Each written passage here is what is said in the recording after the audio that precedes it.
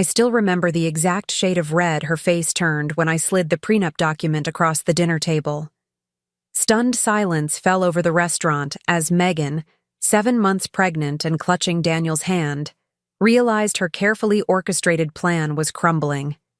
My husband's expression shifted from confusion to panic as I calmly pointed to Clause 16b. Any child conceived during extramarital affairs receives no financial claim to the Johnson family assets. The holiday music playing softly in the background felt almost comical against the tension that thickened the air between us. I hadn't planned on spending our anniversary dinner this way, but when your husband's pregnant assistant shows up claiming he's the father, sometimes the prenup you insisted on 5 years ago becomes your most powerful ally. Before we jump back in, tell us where you're tuning in from, and if this story touches you, make sure you're subscribed, because tomorrow I've saved something extra special for you. I used to think I had everything figured out. My name is Rachel Johnson, and 5 years ago, I was walking down the aisle toward Daniel, the most charming tech entrepreneur Denver had ever produced. We met at a charity gala where I was coordinating the silent auction for the children's hospital. He donated a ridiculous amount for a weekend at his Aspen cabin, then immediately asked if I'd join him. I laughed, thinking he was joking. He wasn't. 6 months later, we were engaged. Our wedding was featured in Colorado Living magazine, not because we were famous, but because Daniel's rising tech company had put him on the map as a local success story. Johnson Technology Consulting had grown from a startup in his garage to a $30 million business with clients across the country. I had my own career in marketing, a master's degree, and a reputation for being meticulous about details. That's why, despite Daniel's romantic protests, I insisted on a prenuptial agreement. "We don't need that, Rach," he'd said, pulling me close in our Cherry Creek kitchen the night before meeting with lawyers. "What's mine is yours, always." "It's not about not trusting you," I explained, running my fingers through his dark hair. "It's about being smart. My parents lost everything in their divorce. I won't make that mistake." He signed it, eventually. Catherine Mitchell, my college roommate turned family law attorney, made sure it was airtight. Looking back, that document was the first domino in a series of events that would eventually save me. The first 3 years of marriage were everything I'd hoped for. We traveled extensively, renovated our dream home, and built a life that looked perfect on Instagram. Daniel's company continued to grow, and I transitioned to consulting work that allowed me a flexible schedule. We discussed having children someday, but agreed to wait until his business stabilized. We were the couple other people envied, successful, attractive, and seemingly in sync. The subtle shifts began in year 4. Daniel started working later, his phone constantly buzzing with notifications. The business was expanding to the East Coast, which meant more travel, more late-night conference calls, more stress that manifested in short tempers and fewer conversations over dinner. I told myself this was normal, growing pains in both marriage and business. That's when Megan Taylor entered our lives. "I've hired an executive assistant," Daniel announced one evening, his eyes bright with enthusiasm for the first time in months. "She's brilliant, Rachel. MBA from Northwestern, experience at 2 tech startups. She'll handle my calendar, travel, communications, everything I've been drowning in." I was relieved. Maybe this would mean more time together, less pressure on our marriage. "That sounds perfect. When do I get to meet her?" "Soon," he promised. "She's still getting settled in Denver. Moved here from Chicago." I did meet her 3 weeks later at a company function. Megan was undeniably capable, articulate, polished, and clearly intelligent. She was also strikingly beautiful, with auburn hair and confidence that commanded attention. I noticed how she anticipated Daniel's needs before he voiced them, a fresh drink appearing as his glass emptied, important contacts seamlessly introduced at exactly the right moment. I also noticed how her hand lingered on his arm when she laughed at his jokes. "She seems very Attentive, I commented on the drive home. Daniel kept his eyes on the road. That's her job, Rach, to anticipate what I need before I need it. Something in his tone, defensive perhaps, sent a small warning flare into the night sky of my consciousness. I chose to ignore it. Over the next 6 months, Megan became an increasingly central figure in our lives, or rather, in Daniel's life. She reorganized his office systems, restructured his client management approach, and became indispensable to his daily operations. She also began texting him at all hours, including weekends. The messages were always ostensibly about work, but they created a constant current of connection between them that excluded me entirely. "Do you really need to respond to that right now?" I asked one Sunday morning as we had breakfast on our patio. The October air was crisp, the mountains visible in the distance, and Daniel was typing furiously on his phone. "It's important, babe. Megan's prepping for the Westridge presentation tomorrow. This deal could double our annual revenue." I took a slow sip of my coffee. "You know, Daniel, I have an MBA too. I could help with presentations if you needed." He looked up, surprise evident on his face. That's not necessary. Megan has it handled." "I'm sure she does," I replied, setting down my mug with perhaps more force than necessary. That was the first weekend I spent alone in our home while Daniel went to the office for emergency prep. He came home late Sunday night, exhausted but elated about the presentation. I pretended to be asleep when he crawled into bed, the faint scent of unfamiliar perfume clinging to his shirt. Olivia, my best friend since college, noticed the change in me before I fully admitted it to myself. We were having lunch at our favorite cafe near the Cherry Creek Mall when she placed her hand over mine, stopping my mindless stirring of already dissolved sugar into tea.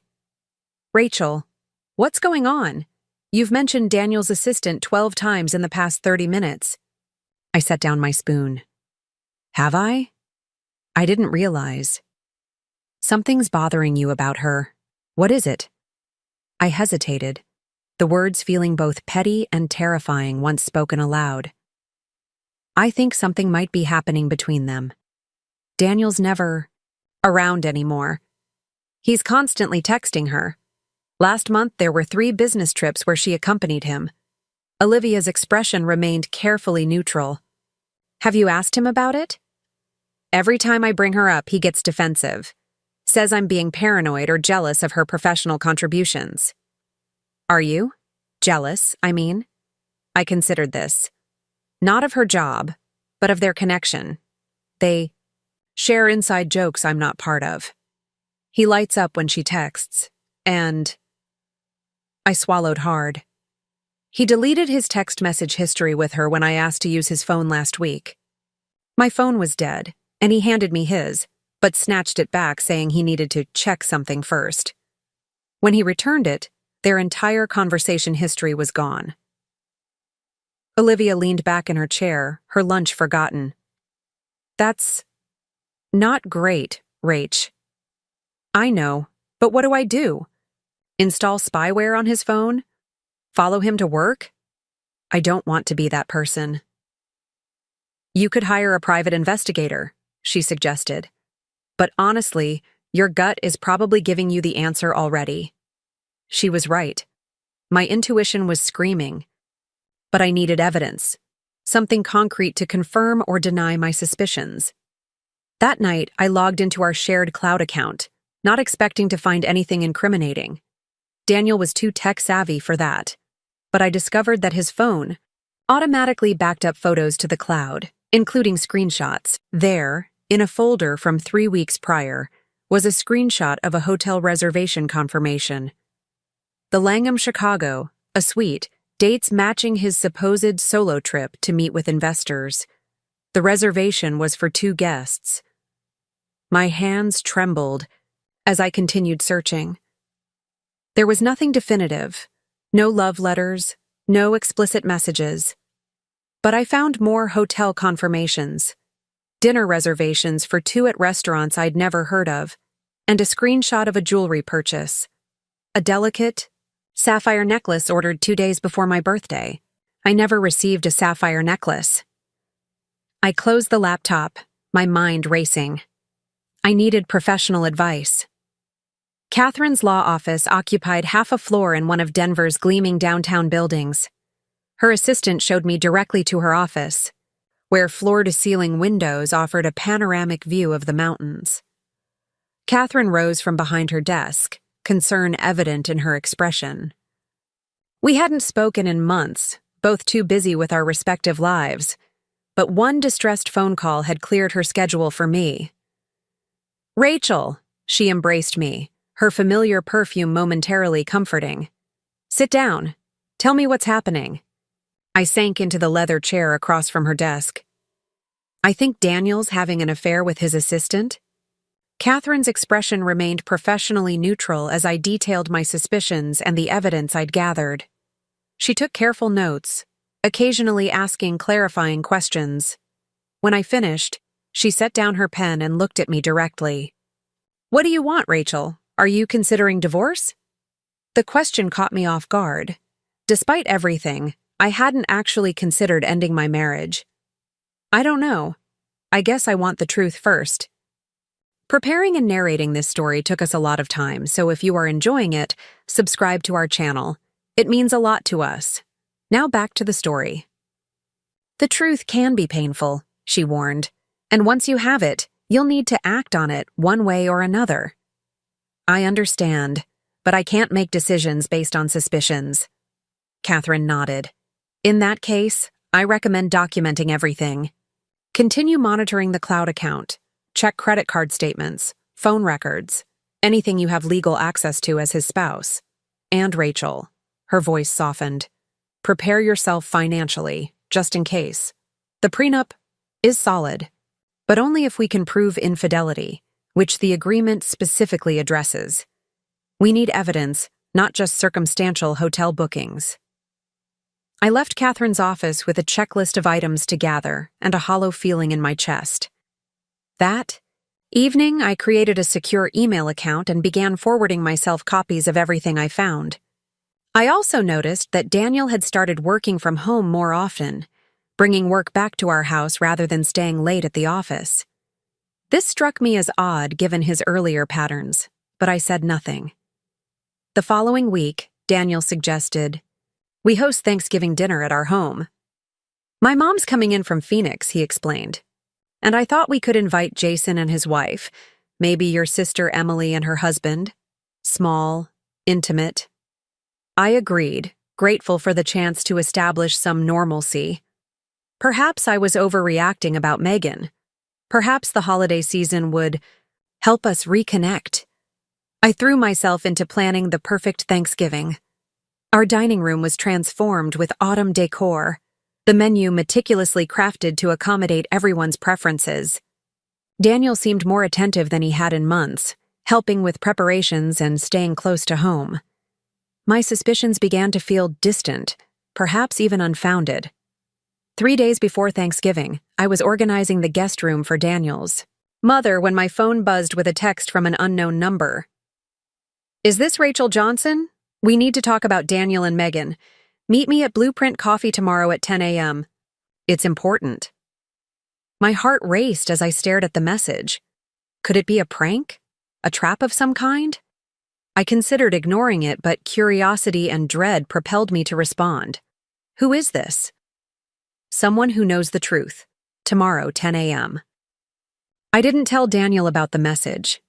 The next morning, I dressed casually and drove to Blueprint Coffee, a small cafe in an area of Denver I rarely visited. I arrived early, selected a table with a view of the door, and ordered a latte I had no intention of drinking. At precisely 10 Dao, a woman entered. She was perhaps in her early 30s, professionally dressed, and scanning the room with purpose. When her eyes landed on me, recognition flickered across her face. She approached my table. "Rachel?" I nodded, gesturing to the chair across from me. "And you are?" "Allison Martinez. I worked at Johnson Technology until 3 weeks ago. I was in accounting." My mouth went dry. You said we need to talk about Daniel and Megan. Allison folded her hands on the table.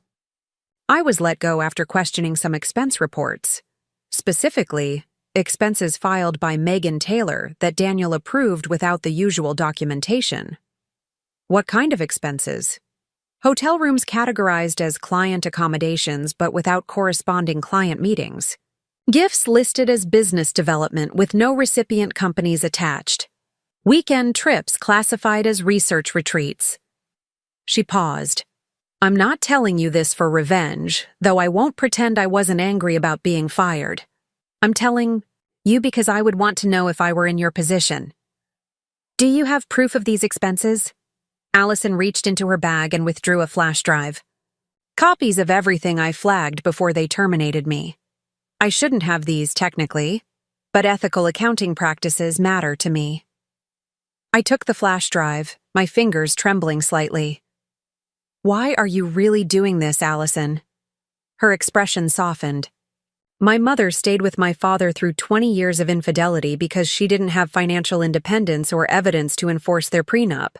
I won't be party to another woman being deceived that way. After she left, I sat in the cafe for nearly an hour, the untouched latte growing cold. The flash drive felt heavy in my pocket. I wasn't ready to look at its contents yet, but I knew I needed to secure it somewhere safe. When I returned home, Daniel was in his home office. On a conference call, I heard him laugh, that genuine laugh that had become increasingly rare in our home, and then say, Megan, you're brilliant. This is why I can't function without you. I quietly made my way to our bedroom and locked the flash drive in my personal safe, hidden in the back of my closet. Then I continued Thanksgiving preparations as if my world wasn't potentially about to shatter. That night, Daniel was unusually affectionate, pulling me close in bed and suggesting we take a weekend trip to Aspen after the holidays. Just the two of us, he murmured against my hair, like the old days. I wondered if he could feel the rapid beating of my heart, the tension in my shoulders. That sounds nice, I managed to reply. The next morning, while Daniel was in the shower, I accessed the flash drive on my personal laptop. Allison hadn't exaggerated. There were months of questionable expenses, all approved by Daniel, all connected to Megan. Most damning were the hotel charges that aligned perfectly with Daniel's supposed business trips. Linda Johnson was the first to break the uncomfortable silence in our living room. Daniel?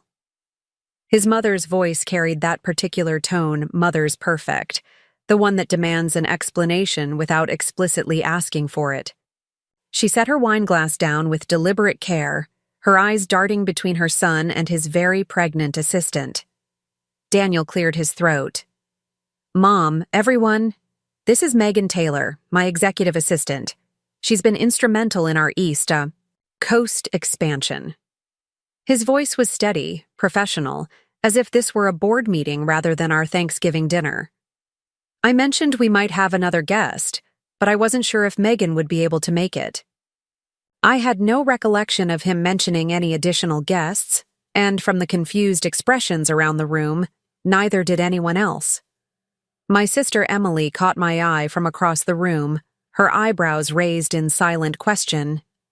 I gave her the smallest shake of my head, a gesture we'd perfected in childhood when signaling, not now. Well, I said, clapping my hands together with forced brightness. The more the merrier.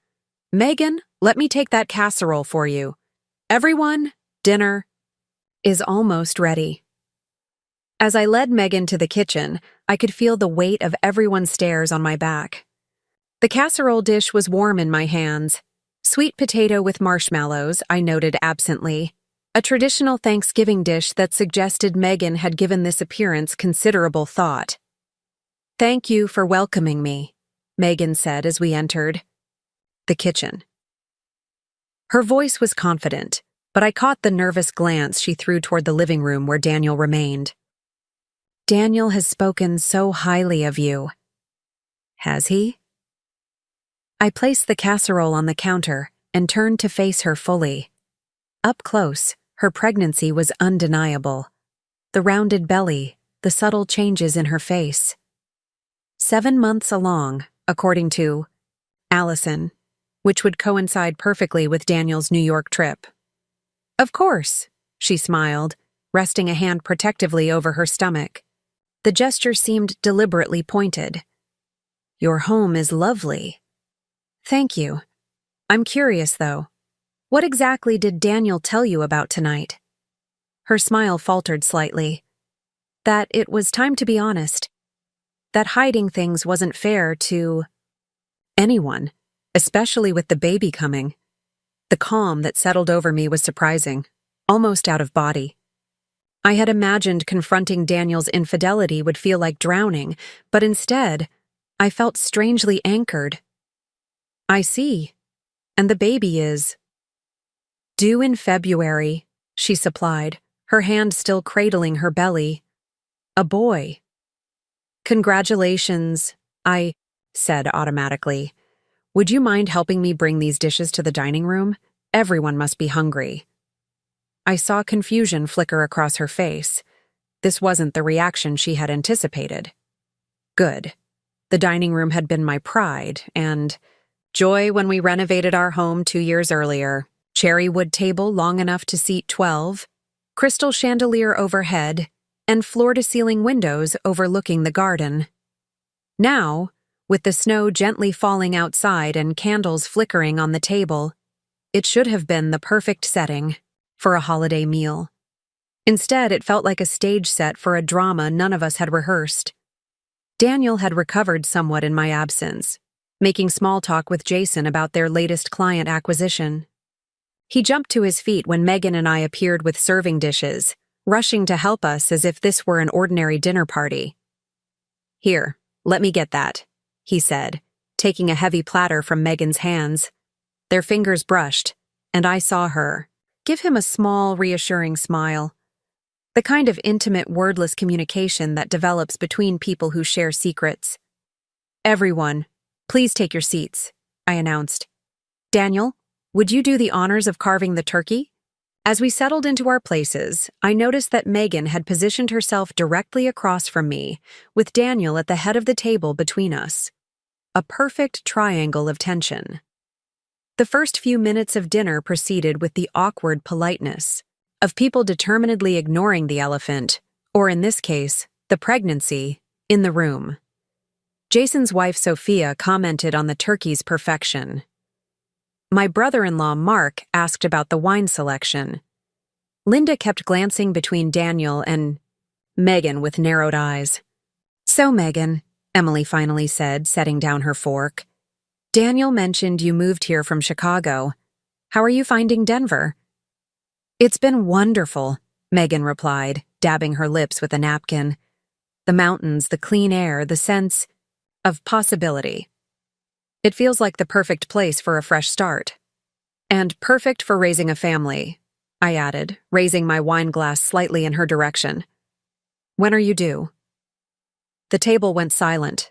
Daniel's knife clattered against his plate. February 12th, Megan answered, her gaze steady. Though first babies often come late, I'm told. First babies conceived in May often arrive in February, I agreed pleasantly. Isn't it interesting how timing works out? Daniel was in New York. In May, if I recall correctly. Daniel's face drained of color. Rachel? What? I'm just making conversation. I turned back to Megan. You accompanied Daniel on that trip, didn't you? The East Ridge investor meetings? Before she could answer, Daniel interrupted. I think we should discuss this privately, after dinner. Why? I asked, spreading my napkin across my lap. Megan clearly came here to tell everyone about the baby. Isn't that right, Megan? That's what Daniel meant when he said it was time to be honest? The atmosphere in the dining room had transformed. Entirely. No one was pretending to eat anymore. Even Linda sat frozen, her fork suspended midway to her mouth. Yes, Megan finally said, her voice softer now. I'm tired of hiding. We're tired of hiding. We? I repeated, arching an eyebrow. So you're confirming that Daniel is the father of your child? Rachel, please. Daniel's voice had taken on a pleading tone. This isn't how I wanted. How did you want it exactly? I interrupted, my calm facade finally cracking.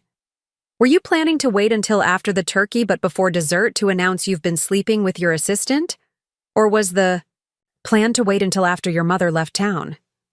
I think, Jason said, standing abruptly, that Sophia and I should probably go. He looked genuinely pained, torn between loyalty to his business partner and the evident discomfort of the situation. No, please stay, I said. Since we're all gathered for Thanksgiving, we might as well have everything out in the open. That's what holidays are for, right? Family truths? Emily reached over and squeezed my hand under the table. I squeezed back, grateful for her silent support. Daniel is the father, Megan stated, no longer bothering with pretense. We didn't plan for this to happen, but we've decided to take responsibility and move forward together. Together, I repeated, the word bitter on my tongue.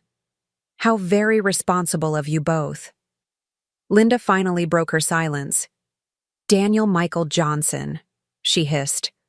What have you done? Daniel looked at his mother, then at me, then down at his plate. Mom, this isn't how I wanted you to find out. Rachel, I was going to tell you. I've been trying to find the right moment. When exactly is the right moment to tell your wife you've impregnated your assistant? I asked, surprised by how steady my voice remained. Before or after suggesting, a romantic weekend in Aspen, just the two of us? Before or after watching me plan this entire Thanksgiving dinner for your family? Megan looked genuinely confused. You invited me, Daniel. You said Rachel knew that you'd discussed everything. He lied, I informed her. Apparently, he's quite good at that. Daniel pushed his chair back from the table, the scraping sound, harsh in the tense silence. I can explain everything, but not like this, not with everyone watching. Why not? I challenged. Megan clearly thought this was the plan, a public announcement at Thanksgiving dinner. Very festive. My sister stood up. Mark and I are going to step outside for some air, she announced. Mom Johnson, would you like to join us? Linda seemed torn between wanting to witness the unfolding drama and basic decorum. Perhaps that would be best, she finally agreed, rising shakily from her chair. Jason and Sophia followed suit, mumbling awkward apologies. Within moments, the dining room had cleared except for Daniel, Megan, and me. The half-eaten Thanksgiving dinner lay abandoned between us, steam still rising from the gravy boat. You knew, Daniel said once we were alone. Not a question, but a realization. How long have you known? Long enough, I replied, though not about the pregnancy until recently. That was a special holiday surprise. Megan shifted uncomfortably. In her chair, Daniel told me you two had been having problems for a long time, that your marriage was essentially over in all but name. I laughed, the sound hollow and unfamiliar even to my own ears. Did he? How convenient. We didn't plan this, Daniel insisted, gesturing vaguely toward Megan's belly. It just happened. Things like this don't just happen, Daniel. You made choices. Multiple choices over multiple months. Hotel rooms don't book themselves. Expense reports don't falsify themselves. His head snapped up. What are you talking about? Allison Martinez sends her regards, I said coldly, before you fired her. For questioning your creative accounting, she made copies of everything. Quite thorough copies. Megan paled visibly. You went through company records? No, they came to me. Apparently, ethical people don't appreciate being fired for doing their jobs properly. I turned my attention back to Daniel. The Langham Chicago looked lovely, by the way. Did you enjoy the executive suite? The company certainly paid enough for it. Daniel's expression shifted from defensive to calculating. I had seen this look before in business negotiations. He was reassessing, looking for leverage. Rachel? I know you're hurt and you have every right to be. But we need to discuss this rationally, for everyone's sake. Rationally, I repeated. You want to have a rational discussion about the fact that you've been having an affair with your assistant, spending company money to fund it, lying to me for months, and now she's pregnant? Please, enlighten me on the rational approach to that scenario. Megan placed a protective hand on her stomach again. I understand you're angry, but stress isn't good for anyone right now. We need to discuss arrangements moving forward. Arrangements, I echoed. Something inside me hardened. They had clearly been discussing me, planning how to handle me. What kind of arrangements did you have in mind? Daniel leaned forward, adopting the conciliatory tone he used when smoothing over client concerns. I know this is a shock, but we need to think practically. I'll be supporting Megan and the baby, of course. We'll need to work out a fair division of assets. Fair, I repeated. Each word they spoke dug the knife deeper, revealing how thoroughly they had planned this conversation without me. Daniel loves me, Megan said quietly. We didn't expect this to happen, but now that it has, we want to build a life together. With our son. I looked at her. Really looked at her. Beautiful, accomplished, and 7 months pregnant with my husband's child. The perfect replacement for a wife approaching her late 30s, whose career had taken a back seat to supporting her husband's ambitions. The story was so cliché it was almost boring. Does Jason know? I asked Daniel suddenly. He frowned. Know what? About the creative accounting, the company funds you've been using to finance your affair. That's a mischaracterization, he said stiffly. Any expenses were legitimate business costs. The sapphire necklace was a business expense? Which client received that? Because it certainly wasn't me. Megan's hand flew to her throat, where a delicate silver chain disappeared beneath her sweater. She quickly lowered it, but not before I noticed. I think, I said carefully, rising from my seat, that I need a moment. Excuse me. I walked calmly to our bedroom, closed the door and leaned against it, finally allowing the trembling in my limbs that I'd been suppressing. 5 years of marriage, ending in a Thanksgiving dinner disaster worthy of a soap opera. If I didn't laugh, I might never stop crying. But I didn't have time for either reaction. Taking a deep breath, I moved to my closet, unlocked my safe, and removed 2 items. The flash drive from Allison and a thick document folder. Then I returned to the dining room, where Daniel and Megan were having an intense whispered conversation that abruptly ceased when I entered. Sorry for the interruption, I said, retaking my seat. Where were we? Oh yes, discussing arrangements. I placed the folder on the table. Before we go any further, I think we should all refresh our memories about certain legal matters. Daniel's eyes fixed on the folder. What is that?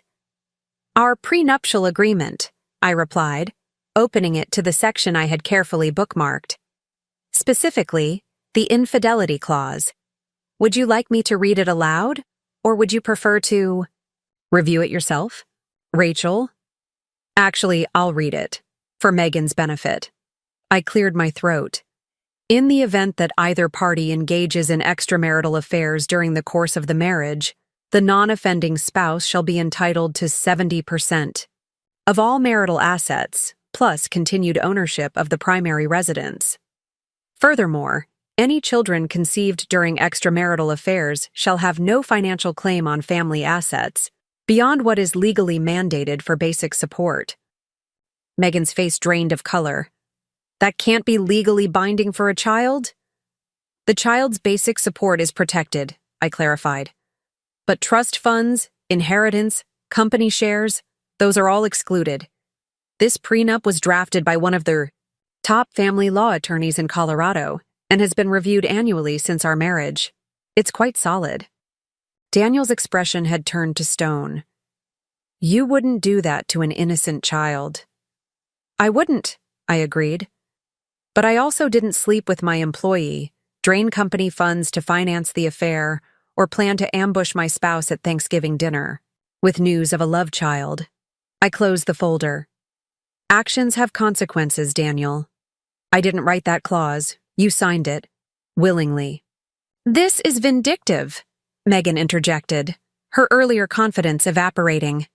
Using a legal technicality to punish a child. I'm not punishing anyone, I cut her off. I'm enforcing an agreement that Daniel entered into freely. The same way he entered into marriage vows, which apparently meant nothing to him. Daniel leaned forward, his voice dropping. Rachel, be reasonable. We can work this out privately, without lawyers. I'm prepared to be generous. Generous, I repeated, the word tasting like ash. With what?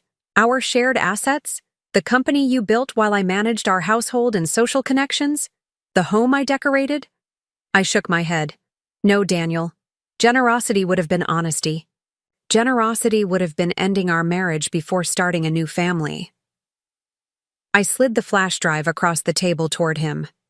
This contains copies of all the falsified expense reports, personal purchases categorized as business expenses, and hotel bookings paid for through the company. If you're concerned about being generous with our marital assets, perhaps you should worry more about what the company board will think of these creative accounting practices. His face darkened. That's blackmail. No, it's leverage, something you understand quite well. I stood up, smoothing my dress. Now I think it's time for both of you to leave. My family is waiting outside in the cold because you decided Thanksgiving was an appropriate time for this revelation. Megan looked at Daniel uncertainly. What do we do? The question wasn't directed at me, but I answered anyway. You leave. You contact a lawyer, not the company's lawyer, your own lawyer, and you prepare for the reality that your child's father has created. Daniel stood slowly, his movements stiff with suppressed rage. This isn't over, Rachel. Actually, it is, I replied, feeling a strange calm settle over me. Our marriage is over. Your unfettered access to our assets is over. The only thing beginning is the legal process that will formalize what you've already decided through your actions. As they gathered their things, I noticed Megan's hand repeatedly going to her throat, to the necklace hidden beneath her sweater. The sapphire necklace that should have been my birthday present, now adorning the neck of the woman carrying my husband's child. The final insult in an evening full of them. I followed them to the door, maintaining my composure through sheer force of will. Daniel paused at the threshold, turning back to face me. I never meant to hurt you, he said, and for a moment I saw a flicker of the man I had married. Uncertain, almost vulnerable. But you did, I replied simply. And you planned exactly how to tell me in front of everyone on a holiday. That wasn't an accident, Daniel. That was a calculated move to control the narrative. His momentary vulnerability vanished, replaced by the cold mask I had seen increasingly over the past year. Without another word, he guided Megan out the door. And into the snowy evening, I watched through the window as they walked to his car, his hand on the small of her back, an intimate gesture I recognized all too well. Only when their taillights disappeared down the street did I allow my shoulders to slump, the facade of strength momentarily cracking. A gentle hand touched my arm. Emily had come back inside, her cheeks flushed from the cold. They're gone? I nodded, unable to trust my voice. Mom Johnson, Jason, and Sophia are in the kitchen, salvaging what they can of dinner. Mark's opening more wine. She squeezed my arm. What do you need, Rach? What did I need? The question seemed simultaneously simple and impossible to answer. I needed the last 6 months back. I needed my marriage to not be a lie. I needed to not be standing in my carefully decorated home on Thanksgiving, having just confronted my husband and his pregnant mistress. Wine, I finally said. Lots of wine. Emily nodded, guiding me toward the kitchen. And tomorrow? Tomorrow, I call Catherine and start divorce proceedings. The kitchen was a flurry of activity when we entered. Linda was aggressively reheating side dishes, her movements sharp with barely contained fury. Jason and Sophia were quietly setting the dining table anew, erasing all evidence of the previous disastrous scene. Mark was indeed opening more wine, lining up bottles like soldiers preparing for battle. "Rachel," Linda said when she saw me, immediately abandoning the sweet potatoes to wrap me in a fierce hug. "I am so sorry. So sorry." The unexpected gentleness nearly broke me. I had always respected Linda, but our relationship had been cordial rather than warm. Now, her maternal embrace offered comfort I hadn't known I needed. "It's not your fault," I managed, pulling back slightly. "You didn't raise him to do this." "No," she agreed, her eyes flashing. "And when I get him alone, I plan to remind him of exactly how he was raised." Despite everything, I found myself smiling. I'd pay to see that conversation. "It's on the house," Linda assured me, returning to her dinner rescue mission with renewed vigor. Jason approached next, his discomfort evident. "Rachel, I had no idea about any of this. The company funds, the situation with Megan, none of it." "I believe you," I said, accepting the glass of wine Mark silently offered. "But you might want to audit those expense reports more carefully going forward." He nodded gravely. "First thing Monday morning." We eventually settled back at the dining table, a smaller group now, the empty chairs a stark reminder of the evening's drama. The food was slightly overcooked from reheating, the mood subdued, but there was also an unexpected intimacy to this gathering of allies.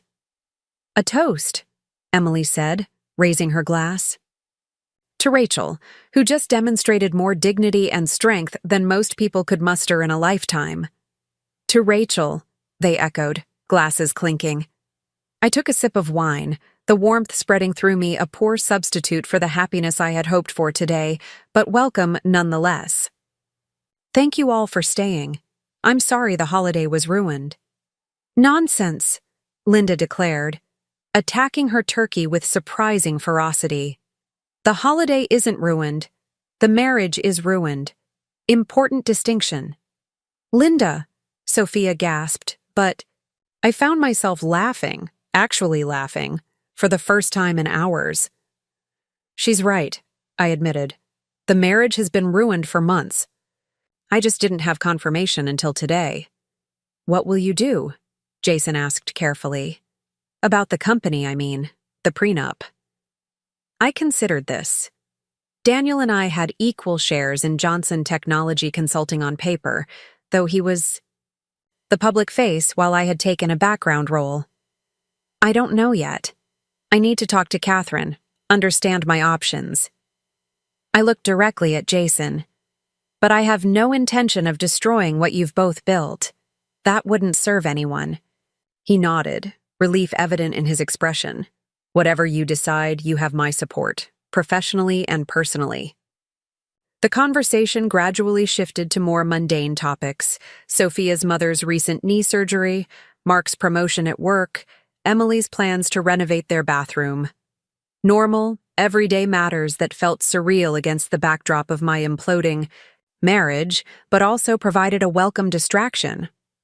By the time we reached dessert, pumpkin pie that had survived the evening's chaos unscathed, I felt a curious sense of clarity emerging from the emotional hurricane. My marriage was over. The life I had carefully constructed with Daniel was ending. But I was still here, surrounded by people who cared about me, protected by my own foresight in insisting on that prenuptial agreement. "Have you thought about where you'll stay tonight?" Emily asked as we began clearing dessert plates. "You're welcome to come home with us. The guest room is already made up." I considered the offer. The thought of sleeping in my bed, our bed, held little appeal. But leaving felt like conceding territory, like admitting defeat. "I appreciate it, but I think I'll stay here tonight," I decided. "This is my home. I'm not being driven out of it." Linda nodded approvingly. "Good girl, stand your ground." "But maybe tomorrow." I looked at my sister. Tomorrow I might take you up on that guest room. Just for a few days, until I get my bearings. Whatever you need, Emily assured me, squeezing my hand. For as long as you need it. After everyone had gone, with hugs, reassurances, and promises to check in the next day, I found myself alone in the silent house. The dining room still bore evidence of our interrupted Thanksgiving. Wine glasses half empty, candles burned. Low, napkins abandoned beside plates. I moved through the rooms methodically, gathering dishes, extinguishing candles, restoring order to the physical space even as my emotional landscape remained in chaos. In the kitchen, I found Megan's sweet potato casserole, still largely untouched. Without hesitation, I dumped the entire dish into the garbage disposal and watched with grim satisfaction as it disappeared. Later, as I lay in bed, on my side, only leaving his untouched as if maintaining this small boundary might protect me, I realized I hadn't cried. Not a single tear through the entire confrontation and its aftermath. The numbness that had sustained me through dinner now gave way to a dull ache spreading through my chest, yet still, no tears came. Instead, I found myself mentally reviewing legal clauses, financial statements, company ownership details. The prenup protected me in ways I hadn't anticipated needing when I insisted upon it years ago. But beyond the legal protection was something less, tangible but equally important. A reminder that I had always been prudent, always looked ahead, always protected myself even when believing I didn't need to. My phone buzzed on the nightstand. A text from Daniel. "We need to talk. Privately. Tomorrow." I stared at the message, considering my response. Part of me wanted to ignore it entirely, to make him wait and wonder. Another part recognized that practical matters would need to be addressed eventually. "Contact my lawyer," I typed finally. "Catherine Mitchell. All communication goes through her from now on." His response came seconds later. "Don't do this, Rachel. We can work something out that benefits everyone." The audacity was almost impressive. Even now, he believed he could negotiate, could find some middle ground that would allow him to have everything he wanted. His pregnant girlfriend, access to our shared assets, perhaps even my continued silence about the misappropriated company. Funds. "The time for negotiation was before you slept with your assistant," I replied. "Before you spent company money on hotels and gifts for her. Before you planned to ambush me with her pregnancy at our Thanksgiving dinner. There's nothing to discuss directly. Catherine's number is in your contacts." I turned off my phone after that, unwilling to allow his responses to penetrate the fragile sense of resolve I had constructed. Tomorrow would bring complicated legal discussions, financial evaluations, and likely the beginning of a messy divorce. But tonight, in this moment, I had done what needed to be done. I had stood my ground, protected my interests, and refused to be manipulated. As I drifted toward an exhausted sleep, one thought provided unexpected comfort. The prenuptial agreement I had insisted upon, the document Daniel had dismissively signed, assuring me we would never need it, would now ensure that his betrayal came with consequences he couldn't charm, negotiate, or lie his way out of. Morning arrived with harsh clarity, winter sunlight reflecting off fresh snow to create a brightness that felt at odds with my emotional state. I had slept fitfully, haunted by fragments of dreams where Daniel and Megan laughed at me across conference tables and restaurant booths. I woke feeling hollow, with the strange sensation that I was observing myself from a distance, watching a woman whose life had dramatically altered in the space of a single evening. The house was preternaturally quiet. No coffee brewing, no shower running, no CNN playing in the background as Daniel checked markets before breakfast. Just silence and stillness, a preview of my new reality. I reached for my phone, powering it on with a sense of dread. Notifications immediately flooded the screen. 5 missed calls and a dozen text messages from Daniel. concerned check-ins from Emily and Olivia, and an early morning email from Catherine acknowledging my voicemail and confirming she would meet me at 11 a.m. I scrolled through Daniel's messages, each growing increasingly desperate. Rachel, please be reasonable. We need to discuss this. Like adults. Think about what you're doing to the company. You're making a mistake. I still care about you. This scorched earth approach helps no one. The final message, sent at 3:17 a.m., simply read, I'm sorry. For everything. Too little. Too late. I forced myself to shower and dress, selecting a tailored navy dress and blazer that had always made me feel confident. Armor for the battle. Ahead. As I applied makeup with mechanical precision, I studied my reflection, searching for visible evidence of the earthquake that had shattered my life.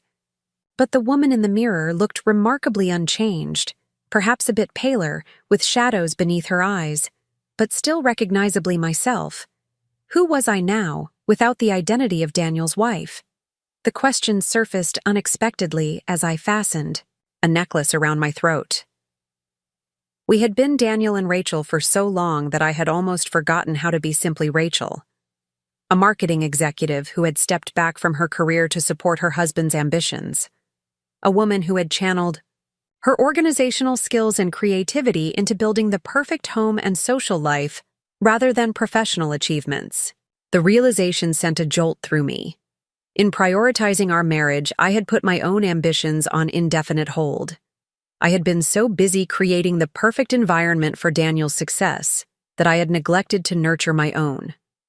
That would need to change.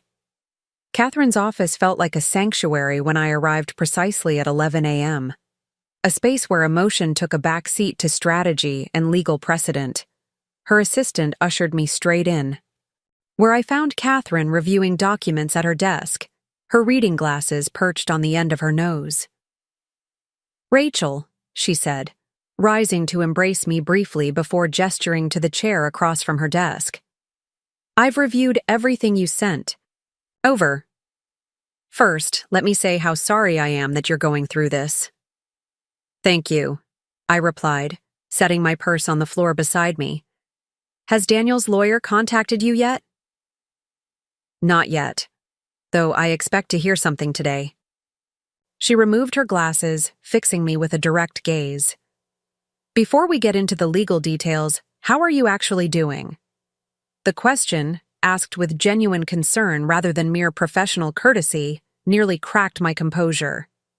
I'm functioning, I managed. Still in shock, I think. It doesn't quite feel real. Catherine nodded sympathetically. That's normal. This is fresh trauma, and you're still processing it. I haven't cried, I admitted, the observation sounding strange when voiced aloud. Not once. Is that normal too? Everyone responds differently. Some people shut down emotionally as a protection mechanism. The tears may come later, or they may not. She leaned forward slightly. There's no correct way to feel about betrayal of this magnitude. I appreciated her straightforward acknowledgement of what had happened. Betrayal. Not marital difficulties, or infidelity, or any of the other euphemisms that might have minimized Daniel's actions. So, what happens now? I asked, eager to focus on practical matters. Catherine shifted into professional mode, outlining the process ahead with clinical precision. The filing of divorce papers citing infidelity with documented evidence. The enforcement of the prenuptial agreement's specific clauses. The division of assets according to those terms. The potential complications of the company's involvement, given the misuse of funds. The prenup is very strong, she assured me, tapping a document folder. The infidelity clause is clear, and the evidence you've provided is compelling. Moreover, the financial impropriety creates additional leverage beyond the scope of the prenup itself. Leverage for what? For a swift, clean resolution, Catherine explained. Daniel has significant motivation to settle this quickly and quietly, without involving the company board or potential regulatory scrutiny over misappropriated funds. I nodded, understanding her implication. And the pregnancy? Megan's child? The prenup specifically addresses children from extramarital affairs, she confirmed. While the child will be entitled to basic support as Daniel's biological offspring, the agreement excludes any claim on family assets, trust funds, or inheritance beyond that minimum.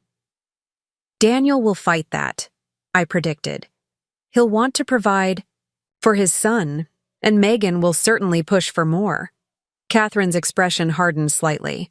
He should have considered that before conceiving a child outside his marriage. The prenup is binding, Rachel. He signed it willingly, with full legal counsel. The consequences were clearly outlined. She was right, of course. Daniel had made his choices, repeatedly and deliberately. The fact that those choices now had financial consequences for his new family was not my responsibility to mitigate. What about the company? I asked, turning to perhaps the most complicated aspect of our entanglement. I own 45% of Johnson Technology. You have several options there, Catherine said, opening a different folder. You could maintain your ownership position, becoming a silent partner while Daniel continues day-to-day operations. You could sell your shares back to Daniel at a premium, given the circumstances. Or you could potentially sell to a third party, though there may be contractual limitations on that option. I considered these possibilities. The company had been Daniel's vision initially, but my investment, both financial and supportive, had been instrumental in its success. The thought of remaining connected to him through business ties felt uncomfortable, yet walking away entirely meant surrendering a significant asset I had helped build. I need time to think about that, I said finally. I don't want to make decisions out of anger or revenge that I might regret later. Catherine nodded approvingly. A wise approach. Nothing needs to be decided immediately. For now, let's focus on filing the divorce petition and securing temporary orders regarding access to your home and financial accounts. By the time I left Catherine's office 2 hours later, a clear path forward had emerged from the chaos. Divorce papers would be filed Monday morning. A hearing for temporary orders was already scheduled for the following week. Catherine had initiated the process of freezing certain joint accounts and documenting the current state of our assets to prevent any hasty liquidation or transfers by Daniel. I felt oddly lighter as I walked to my car, as if taking these concrete steps had somehow made the situation more manageable. The future remained uncertain, but it was no longer a formless void of pain and confusion. There were procedures to follow, legal protections to invoke, decisions to make from a position of relative strength rather than vulnerability. My phone rang as I slid into the driver's seat. Olivia's name flashed on the screen. Hey, I answered, realizing it was the first time I'd spoken to her since everything had imploded. Oh my God, Rachel, she breathed. Emily called me last night. Are you okay? Where are you? Do you need anything? The rapid-fire concern in her voice brought a small smile to my lips despite everything. I just left Catherine's office. I'm filing for divorce on Monday. Good, she said firmly. That bastard doesn't deserve another minute of your time. I can't believe he brought her to Thanksgiving dinner. Who does that? Someone who wanted to control the narrative, I replied, insights from my meeting with Catherine still fresh. He thought a public setting would limit my reaction, force me to be civilized. Well, that backfired spectacularly, Olivia observed. Emily said you were incredible, that you pulled out the prenup like a gunslinger in an old western. The weeks following Thanksgiving unfolded with clinical precision, a stark contrast to the emotional chaos I had expected. Catherine moved with ruthless efficiency, filing divorce papers first thing Monday morning and securing an emergency hearing for temporary orders by Wednesday. Daniel's lawyer, a slick corporate attorney named Thomas Brennan, who was clearly out of his depth in family court, had barely managed to file a response before we were standing before Judge Eleanor Harmon, a stern woman in her 60s with a reputation for no-nonsense rulings. Your Honor, Catherine began, her voice steady and authoritative in the wood-paneled courtroom, we're requesting temporary exclusive use of the marital residence for my client, as well as a freeze on all joint accounts and marital assets pending full financial disclosure. Thomas Brennan rose to object, his expensive suit and carefully styled hair practically screaming corporate law rather than domestic relations. Your Honor, Mr. Johnson requires access to those accounts to maintain his business operations. Johnson, Technology Consulting employs 37 people who depend on the company's continued financial stability. Judge Harmon peered at him over her reading glasses. The company has its own accounts, does it not, Mr. Brennan? I'm referring specifically to personal assets.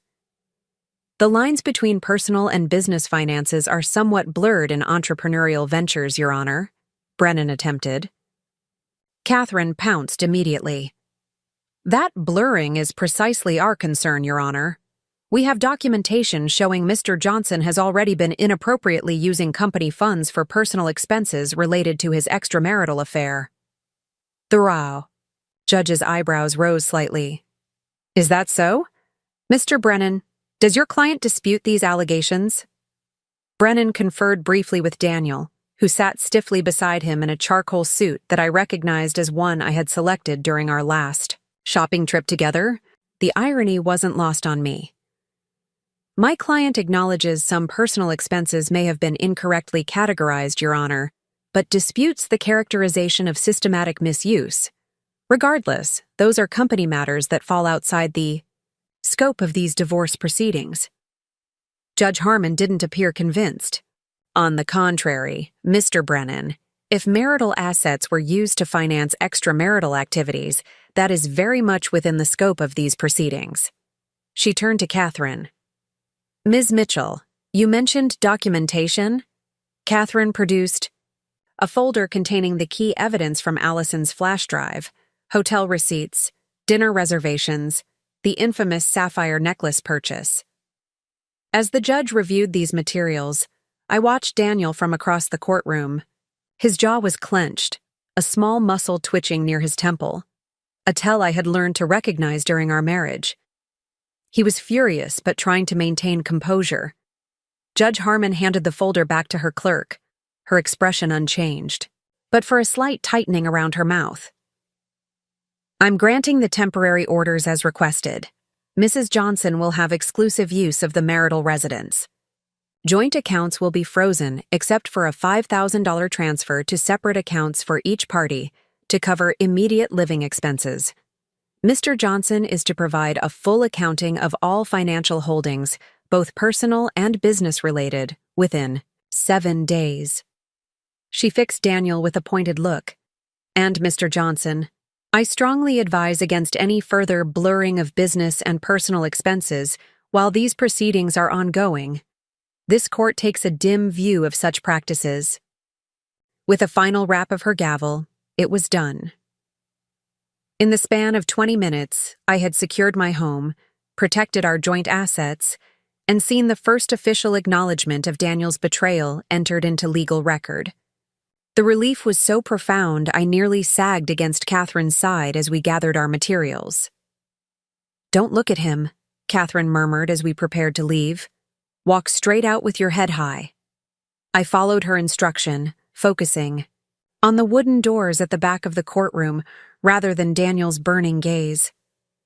Only once we were safely in the hallway did Catherine allow a small smile to cross her features. That went as well as we could have hoped, she said, guiding me toward the elevators. Judge Harmon is known for being fair but traditionalist in her values. The evidence of financial impropriety on top of the infidelity clearly didn't sit well with her. What happens now? I asked, still processing the rapid turn of events. Now we prepare for discovery, Catherine explained as we descended to the lobby. Financial disclosures, depositions, the full accounting of assets and liabilities. It's going to get detailed and potentially unpleasant. Daniel will likely try to protect certain assets or argue for different valuations. And Megan? The baby? Catherine's expression turned contemplative. That's where things may get complicated. The prenup language regarding children from affairs is strong, but Daniel may try to challenge it, arguing it's contrary to public policy or the best interests of the child. Will that work? It's unlikely, but not impossible, she admitted. Judges have significant discretion in family law matters, especially where children are concerned. But the fact that this is a prenatal situation rather than an existing child works in our favor. The court typically gives more weight to agreements made before a child's conception. As we exited the courthouse into the crisp December air, I felt a curious blend of emotions, vindication mixed with a profound sadness for what might have been. The legal machinery was now in motion, formally dismantling the life I had spent 5 years building. However justified, there was an undeniable finality to it that caught in my throat like a physical object. "Rachel!" Daniel's voice cut through my thoughts. He was striding across the courthouse plaza, Thomas Brennan hurrying to keep pace behind him. Catherine immediately stepped slightly in front of me, a protective gesture I appreciated. "Mr. Johnson, any communication should go through counsel," she said coolly. Daniel ignored her, his attention fixed entirely on me. "Rachel, this is ridiculous. We need to talk directly, not through lawyers and judges." "That opportunity passed when you decided to impregnate your assistant," I replied, surprising myself with my steady tone. His face darkened. "You're being vindictive. The company, our home, you're trying to take everything we built together." "Actually, I'm simply enforcing the agreement you signed," I corrected him. "The same agreement you apparently forgot about, while booking hotel rooms on the company credit card." Thomas Brennan finally caught up, placing a restraining hand on Daniel's arm. "Daniel, this isn't productive. Ms. Mitchell is right. All communication should go through proper channels now." Daniel shrugged off his lawyer's hand, but seemed to regain some control. "Fine, but know this, Rachel. You're making enemies you can't afford. The board, our investors, they won't appreciate being dragged into this mess." It was a threat, thinly veiled but unmistakable. He was reminding me of his connections, his position in the business community we had both cultivated. Over years, Catherine began to respond, but I held up a hand to stop her. "Are you threatening me, Daniel?" I asked, stepping closer to him. "Because that would be extremely unwise at this juncture. I haven't shown the board or investors a single document. Yet, I've been discreet despite your public humiliation of me at Thanksgiving. But if you want to escalate this beyond a private legal matter, I have a flash drive full of reasons why that's a terrible idea for you." His expression faltered, the confident mask slipping to reveal uncertainty beneath. For perhaps the first time, he was realizing that I held genuine power in this situation, that his actions had created vulnerabilities he couldn't easily dismiss or charm away. "This isn't you," he said finally, his voice lower. "You're not vindictive or cruel. This is Catherine turning you into something you're not." The attempted manipulation was so transparent it almost made me laugh. "No, Daniel, this is me protecting myself because you chose not to. This is me enforcing boundaries because you violated them repeatedly. This is me being exactly who I've always been. The woman careful enough to insist on a prenup even while believing in our marriage." Catherine touched my elbow gently. "We should go, Rachel. This conversation isn't beneficial to anyone." With a final nod to Daniel and his increasingly uncomfortable-looking attorney, I turned and walked away. Catherine's steady presence beside me like a shield against the emotional turmoil threatening to break through my carefully maintained composure. "That was well handled," she said once we reached her car. "But try to avoid direct confrontations if possible. Everything you say can potentially be used against you." "I understand," I agreed, buckling my seatbelt. "It won't happen again." But as we drove away from the courthouse, I caught a glimpse of Daniel still standing on the plaza, watching our departure with an expression I couldn't quite decipher. For a brief moment, I allowed myself to remember the man I had married. His enthusiasm when describing a new business idea, his tenderness during quiet moments, his genuine delight in surprising me with small, thoughtful gifts. When had that man begun to disappear? Or had he ever truly existed at all? The next 2 weeks passed in a blur of legal procedures and practical adjustments to my new reality. I moved temporarily into Emily's guest room, despite having legal rights to our home. The thought of sleeping in that house, surrounded by memories and carefully chosen furnishings that now felt like props from a staged life, was too painful to contemplate. "You can stay as long as you need," Emily insisted, helping me arrange my hastily packed belongings in her spare room. "Mark and I are happy to have you." The generosity of my sister and her husband provided a safe harbor during the storm, but I was acutely aware of imposing on their lives, their routines, their private spaces. I needed to establish my own independence, to build something separate from both my marriage and my family's protection. Catherine connected me with a real estate agent who specialized in discreet, short-term luxury rentals. By mid-December, I had secured a furnished apartment in downtown Denver, a sleek, modern space with floor-to-ceiling windows, offering mountain views and no memories attached to any corner or surface.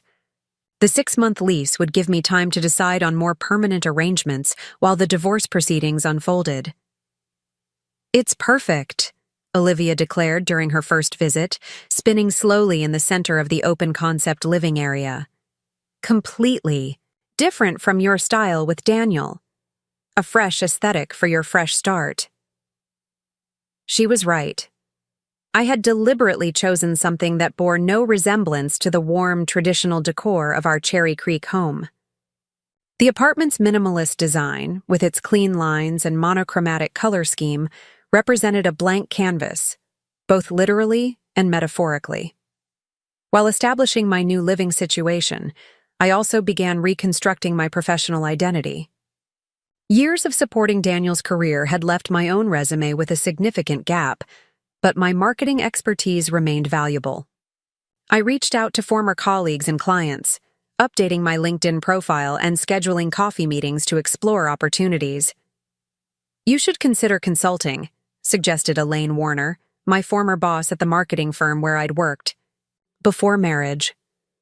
We were sharing lunch at a cafe near her office, reconnecting after nearly 3 years. "The flexibility would be ideal while you're navigating the divorce, and your experience with high-net-worth client relations is still relevant." The suggestion resonated immediately. Consulting would allow me to rebuild my professional reputation at my own pace, without the constraints of a traditional employment structure. By the time our lunch ended, Elaine had promised to refer 2 potential clients my way. Small projects to start, but with the potential for growth. "Your timing is actually perfect," she added as we prepared to leave. "Year-end means new budgets in J at this juncture. I haven't shown the board or investors a single document yet. I've been discreet, despite your public humiliation of me, at Thanksgiving. But if you want to escalate this beyond a private legal matter, I have a flash drive full of reasons why that's a terrible idea for you." His expression faltered, the confident mask slipping to reveal uncertainty beneath. For perhaps the first time, he was realizing that I held genuine power in this situation, that his actions had created vulnerabilities he couldn't easily dismiss or charm away. "This isn't you," he said finally, his voice lower. "You're not vindictive or cruel. This is Catherine turning you into something you're not." The attempted manipulation was so transparent, it almost made me laugh. "No, Daniel. This is me protecting myself because you chose not to. This is me enforcing boundaries because you violated them repeatedly. This is me being exactly who I've always been. The woman careful enough to insist on a prenup even while believing in our marriage." Catherine touched my elbow gently. "We should go, Rachel. This conversation isn't beneficial to anyone."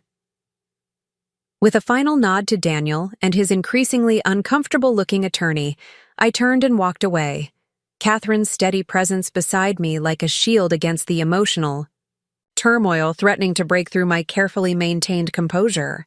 "That was well handled," she said once we reached her car. "But try to avoid direct confrontations if possible. Everything you say can potentially be used against you." "I understand," I agreed, buckling my seatbelt. "It won't happen again." But as we drove away from the courthouse, I caught a glimpse of Daniel still standing on the plaza, watching our departure with an expression I couldn't quite decipher. For a brief moment, I allowed myself to remember the man I had married.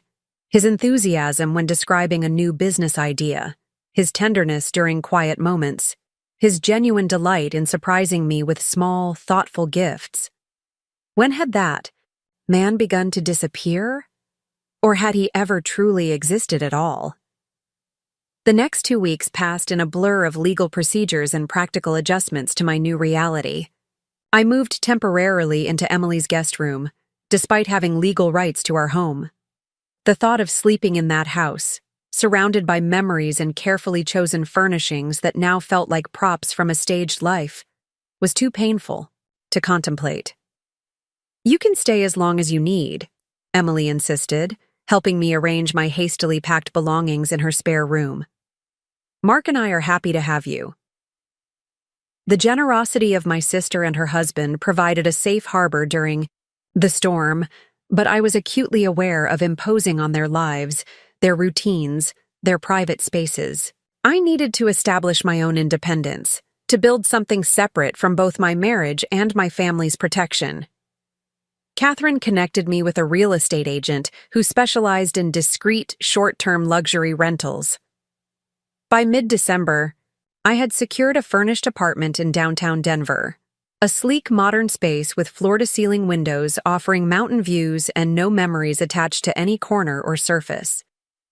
The 6-month lease would give me time to decide on more permanent arrangements while the divorce proceedings unfolded. "It's perfect," Olivia declared during her first visit, spinning slowly in the center of the open-concept living area. "Completely different from your style with Daniel. A fresh aesthetic for your fresh start." She was right. I had deliberately chosen something that bore no resemblance to the warm, traditional decor of our Cherry Creek home. The apartment's minimalist design, with its clean lines and monochromatic color scheme, represented a blank canvas, both literally and metaphorically. While establishing my new living situation, I also began reconstructing my professional identity.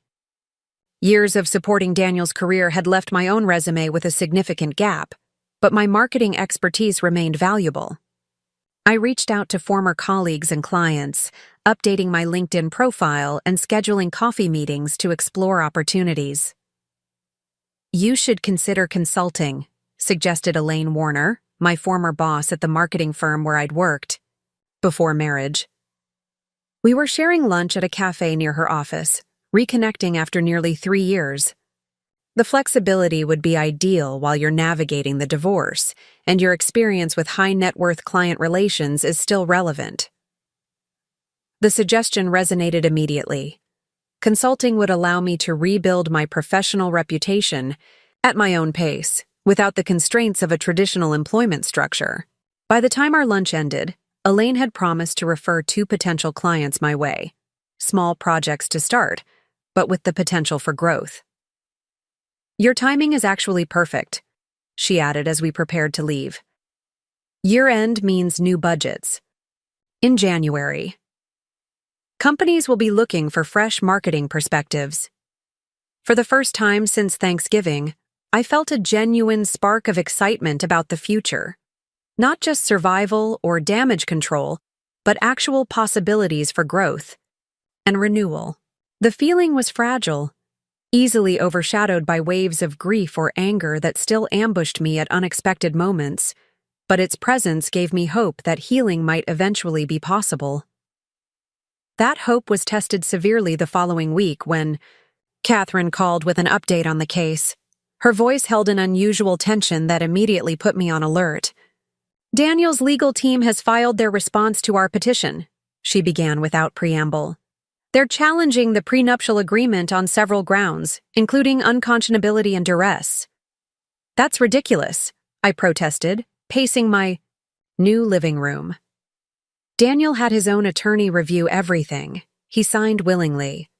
I know, Catherine assured me. These are standard tactics in high-asset divorces with prenups. They rarely succeed, especially with agreements as carefully drafted as yours. But there's something else, Rachel. She paused, and I could hear papers shuffling in the background. They've included a personal affidavit from Daniel claiming that you had an affair early in your marriage, which would trigger the same infidelity clause against you. I stopped pacing, frozen in disbelief. What? That's a complete fabrication. I know, Catherine interrupted gently. But we need to address it formally. They're claiming you had a relationship with someone named James Everett in 2019. Does that name mean anything to you? My mind raced through acquaintances and business contacts before landing on the memory. James was a client at my old firm. We worked on a rebranding campaign together before I left. There was nothing remotely romantic between us. Were there any interactions Daniel might misconstrue? Dinners, late meetings, text exchanges?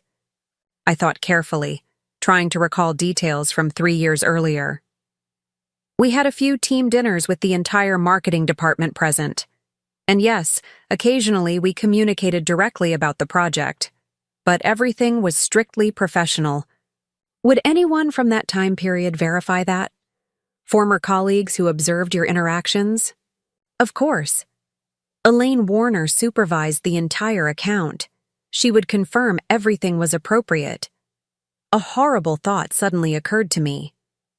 Catherine, do you think Daniel was already involved with Megan when he made these allegations? Is he projecting his own behavior onto me? It's possible, she acknowledged.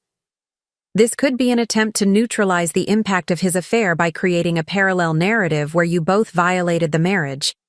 It's actually quite common in these situations. The calculated nature of the accusation felt like a fresh betrayal.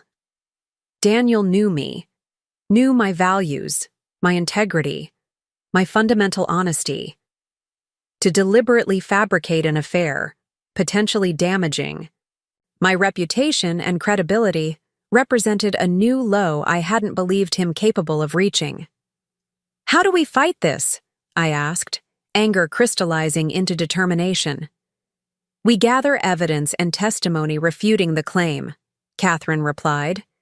Matter-of-factly, colleagues who can speak to the professional nature of your relationship with this James person, documentation showing your whereabouts during times Daniel may claim you were with him, character witnesses who can attest to your fidelity and honesty. And in the meantime? In the meantime, we proceed with discovery as planned. The financial disclosures are still due next week. This new claim doesn't change our fundamental strategy, Rachel. It's a desperate tactic that will ultimately fail because it's not based in truth. After ending the call, I stood at my apartment window, gazing out at the Rocky Mountains in the distance. Their immovable presence had always provided a sense of perspective, a reminder that human problems were tiny against the backdrop of geological time. But today, even that magnificent vista couldn't diminish the acid burn of this new betrayal. Daniel wasn't just fighting for financial advantage anymore. He was attacking my character, my reputation, the very essence of who I was. The man who had once promised to protect and cherish me was now fabricating lies designed to harm me as deeply as possible. I reached for my phone and called Elaine immediately, explaining the situation without minimizing its seriousness. Her response was immediate and unequivocal. "That's absolute nonsense," she declared forcefully. "I supervised that entire account personally. Your interactions with James were completely professional. In fact, I remember thinking he was a bit intimidated by you after that presentation where you thoroughly dismantled his initial concept." The memory brought a small smile to my lips despite everything. The nautical theme for a tech security company. God, that was terrible. Exactly, and I'll sign whatever affidavit your lawyer needs confirming that. In fact, I'm still in touch with Martina from the creative team who worked directly with you on that account. She'd corroborate everything, too. By the time we ended the call, Elaine had promised to gather statements from 3 former colleagues who had directly witnessed my professional relationship with James. The swift support was heartening, a reminder that I had allies beyond family and close friends, people who knew my character and were willing to defend it. Still, the damage was done in other ways. Daniel's willingness to fabricate an affair revealed a capacity for cruelty I hadn't fully appreciated. The man I thought I knew would never have stooped to such tactics, which meant either I had never truly known him, or he had changed so fundamentally that the person I married no longer existed. Neither possibility offered much comfort. The following day brought another unexpected development. As I was leaving a coffee meeting with a potential client, my phone buzzed with a text from an unknown number. "Rachel, it's Megan. I think we should talk. Alone."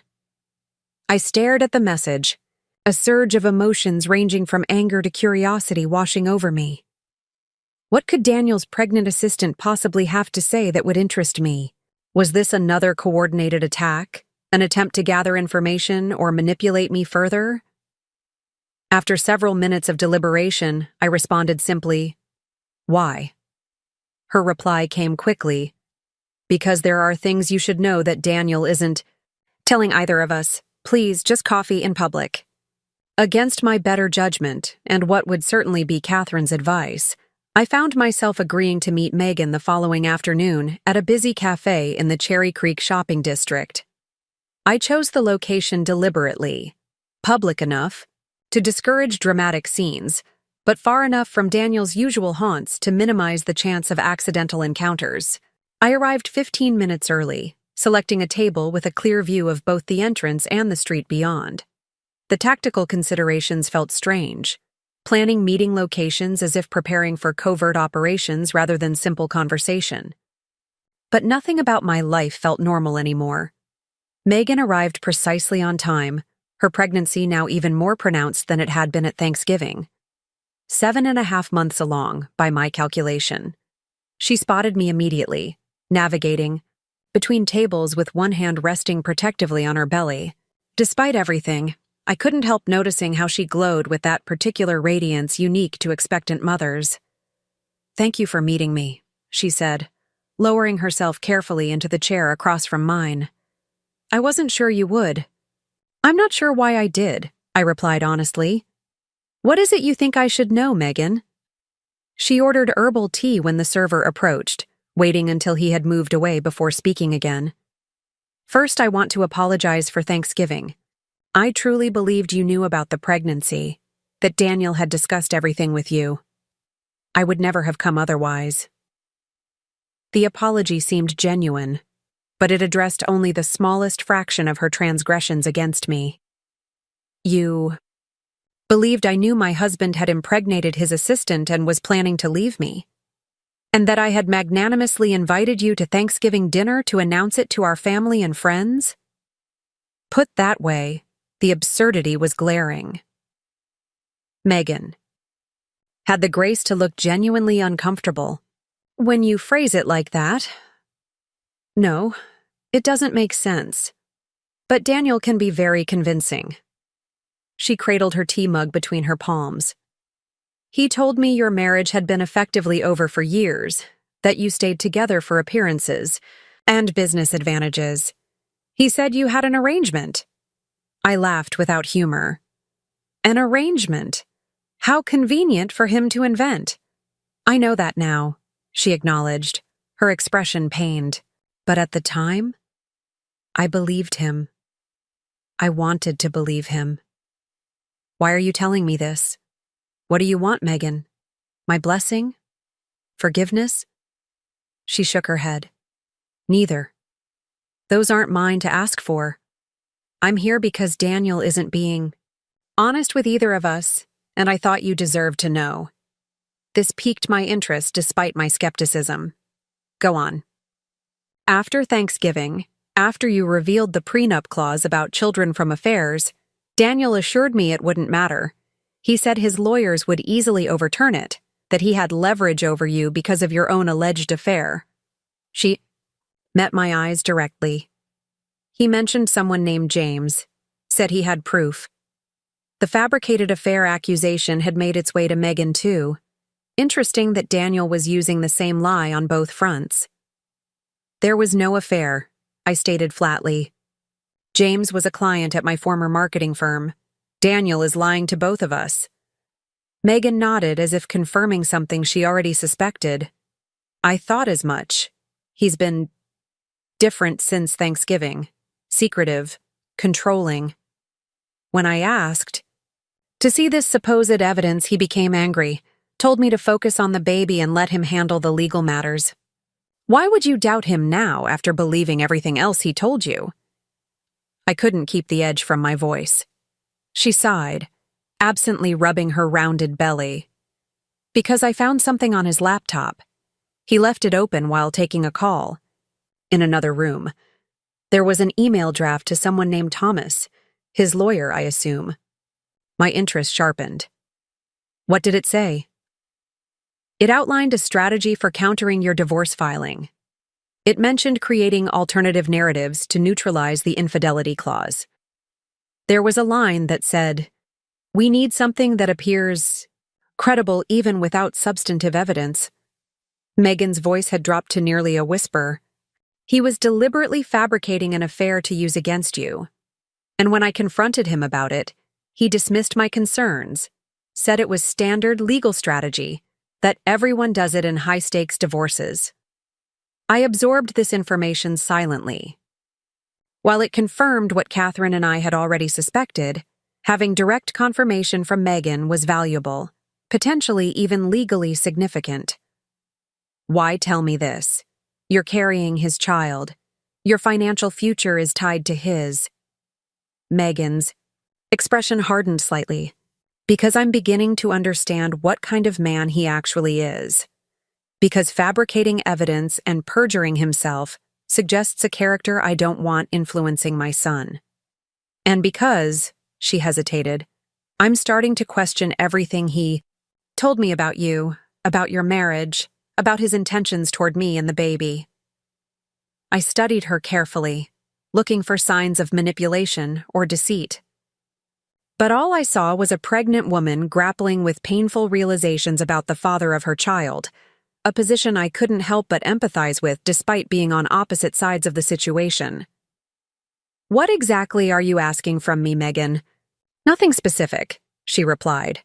I just thought you should know what he's doing, and… She paused, seemingly gathering courage.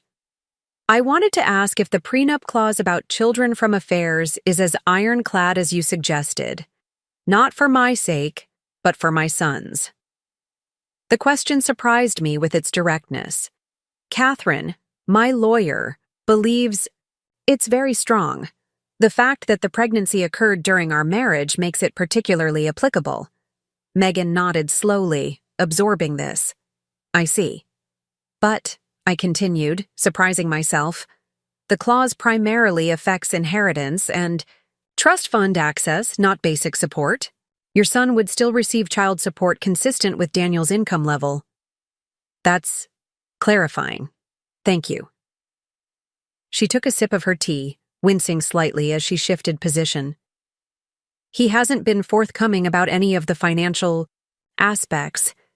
When I ask, he says everything will be taken care of, that I shouldn't worry. An uncomfortable parallel struck me, how similar her current experience was to patterns in my own marriage. Daniel making financial decisions unilaterally. Daniel providing reassurance without transparency. Daniel expecting trust without accountability. If I can offer one piece of advice, I said, the words emerging before I had fully formed the thought. Get your own lawyer, not someone Daniel selects or pays for. Someone who represents only your interests and your child's. Megan looked genuinely surprised at this suggestion coming from me. You would advise that, even though it might complicate your own case? This isn't about winning or punishing anymore. I replied, realizing the truth of it as I spoke. It's about establishing clarity and fairness. Daniel has demonstrated he's willing to lie to protect his interests. You need someone advocating specifically for you. Our conversation continued for another 20 minutes, covering unexpected territory. Megan shared more details about how her relationship with Daniel had evolved, beginning professionally, but gradually crossing boundaries during late nights at the office and business trips.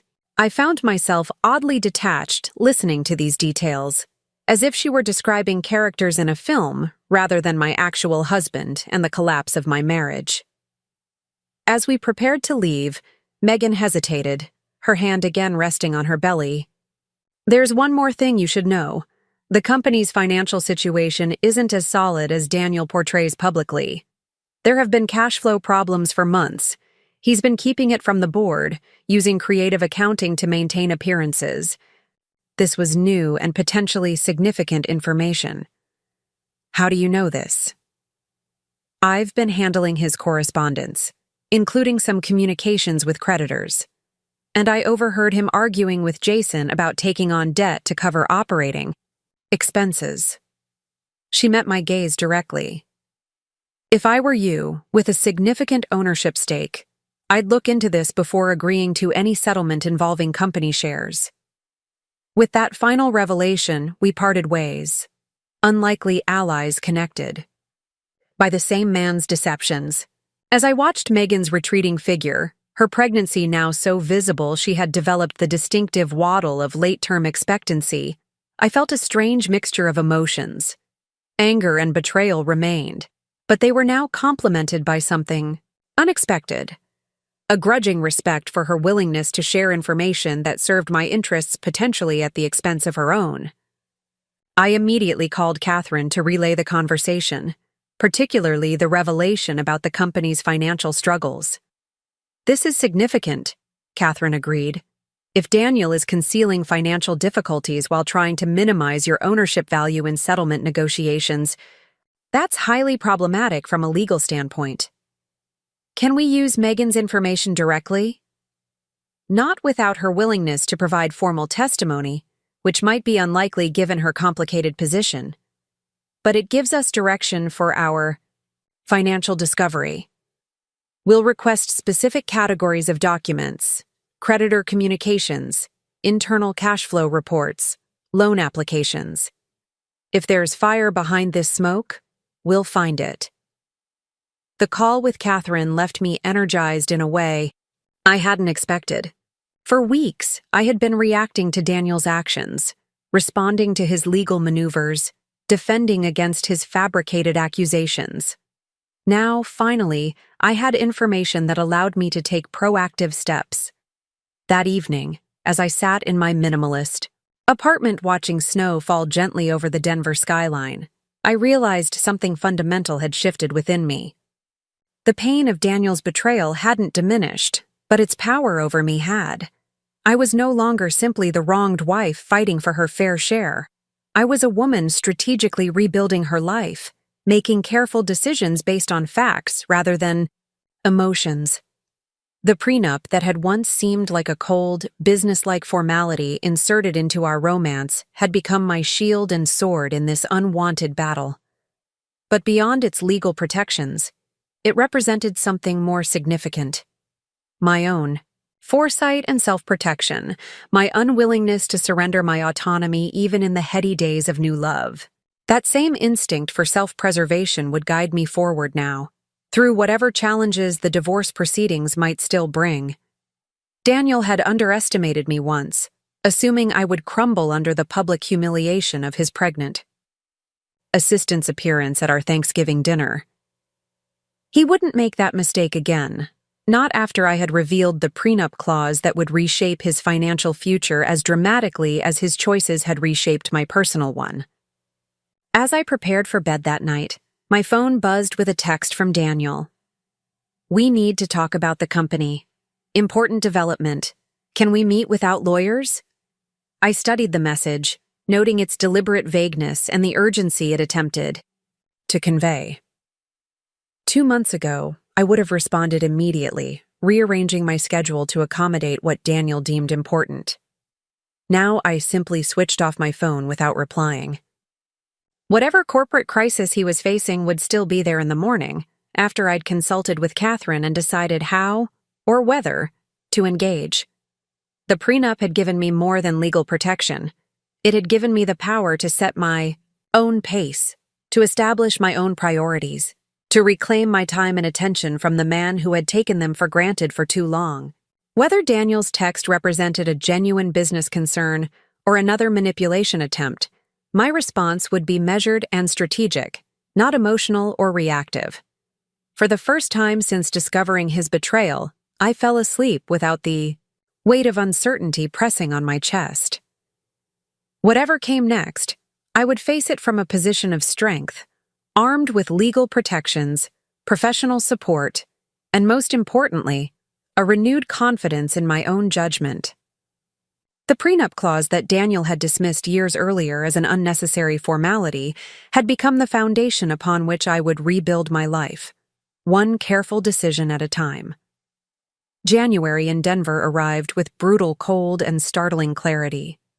While the mountains disappeared behind curtains of snow, my path forward became increasingly defined. Catherine's team had uncovered exactly what Megan hinted at. Johnson Technology was facing significant financial challenges, masked by creative accounting and Daniel's relentless optimism in communications with the board. The East Coast expansion was premature, Catherine explained, spreading financial documents across her desk during our morning meeting. They secured clients, but at razor-thin margins that aren't covering the additional overhead. They've been operating at a loss for nearly 6 months. I studied the cash flow projections, recognizing Daniel's familiar pattern of ambitious growth over sustainable profit. Has Jason seen these figures? Presumably as co-founder, but the board has received more. Selective information. Catherine pointed to a presentation dated 2 months earlier. Compare the projections shown here with the actual numbers. The discrepancy was substantial. Projected revenue growth of 22% against actual growth of barely 4%, with expenses significantly exceeding budget in nearly every category. This is more than optimistic forecasting, I observed. It's deliberate misrepresentation. Catherine nodded grimly, which creates both challenges and opportunities for your position. The company value is likely lower than initial assessments, potentially reducing your settlement. However, Daniel's fiduciary misrepresentations give us significant leverage. How so? The board would be very interested in these discrepancies, as would the company's investors. Daniel knows this, which means he has strong motivation to settle quickly and quietly rather than risk exposure through prolonged litigation. I absorbed this information, mentally recalibrating my expectations and strategy. What's our next move? We've requested a settlement conference, Catherine replied. Given these findings, I believe Daniel's team will be eager to negotiate, rather than proceed to trial. The question becomes what terms we're willing to accept. That question lingered as I left Catherine's office and headed to the small co-working space I'd rented downtown. The temporary office provided a professional environment for meeting potential clients, 3 of whom had already signed contracts for marketing consultation. My career resurrection was progressing faster than anticipated, bringing not just income, but a renewed sense of purpose and identity beyond Daniel Johnson's wife. As I settled at my desk, my phone lit up with a text from Olivia. Lunch today? Big news to share. We met at an upscale sushi restaurant near her design studio, where Olivia could barely contain her excitement long enough to order. Mark proposed, she finally burst out, extending her left hand to display a vintage emerald ring. Last night at Barolo Grill, complete surprise. Olivia, that's wonderful, I exclaimed, genuinely delighted for my friend and her boyfriend. Of 3 years. The ring is stunning. Absolutely perfect for you. I know, right? He remembered I once mentioned loving my grandmother's emerald brooch. Her expression softened. Rachel, I wasn't sure if this would be difficult for you, with everything going on. I reached across the table to squeeze her hand. Don't be ridiculous. I couldn't be happier for you. Your happiness doesn't diminish because my marriage failed. Failed is an interesting word choice, Olivia observed, studying me, as if you had equal responsibility for its collapse. The observation caught me off guard. What would you call it? Sabotaged, destroyed, betrayed. She ticked off alternatives on her fingers. Words that accurately place responsibility where it belongs, with Daniel. I considered this as our food arrived. Maybe you're right.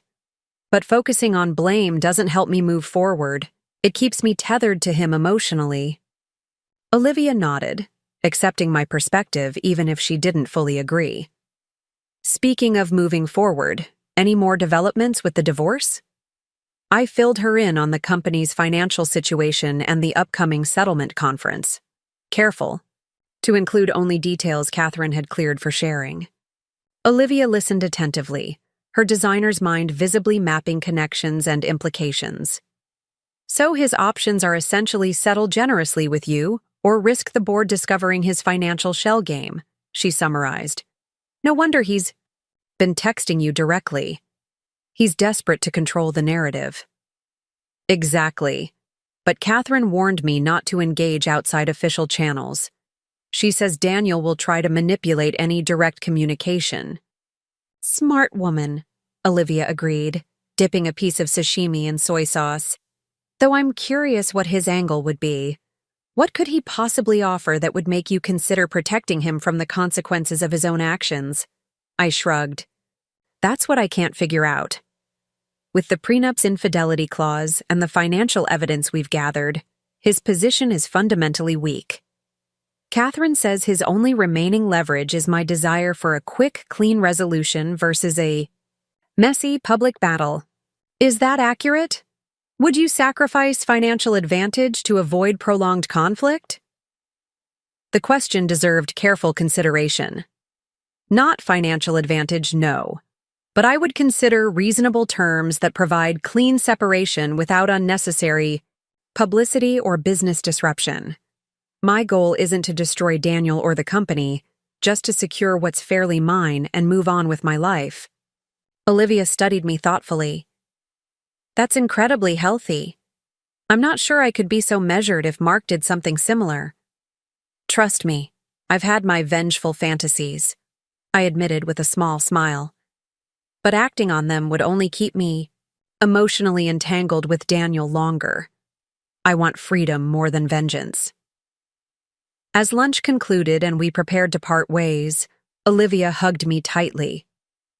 I'm officially asking you to be my maid of honor, she whispered. We're thinking September. Please say you'll do it.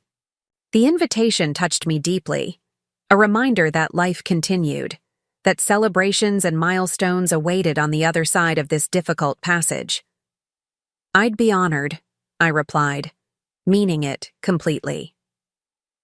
Walking back to my co-working space through the crisp winter air, I reflected on how differently I viewed my situation compared to just a month earlier.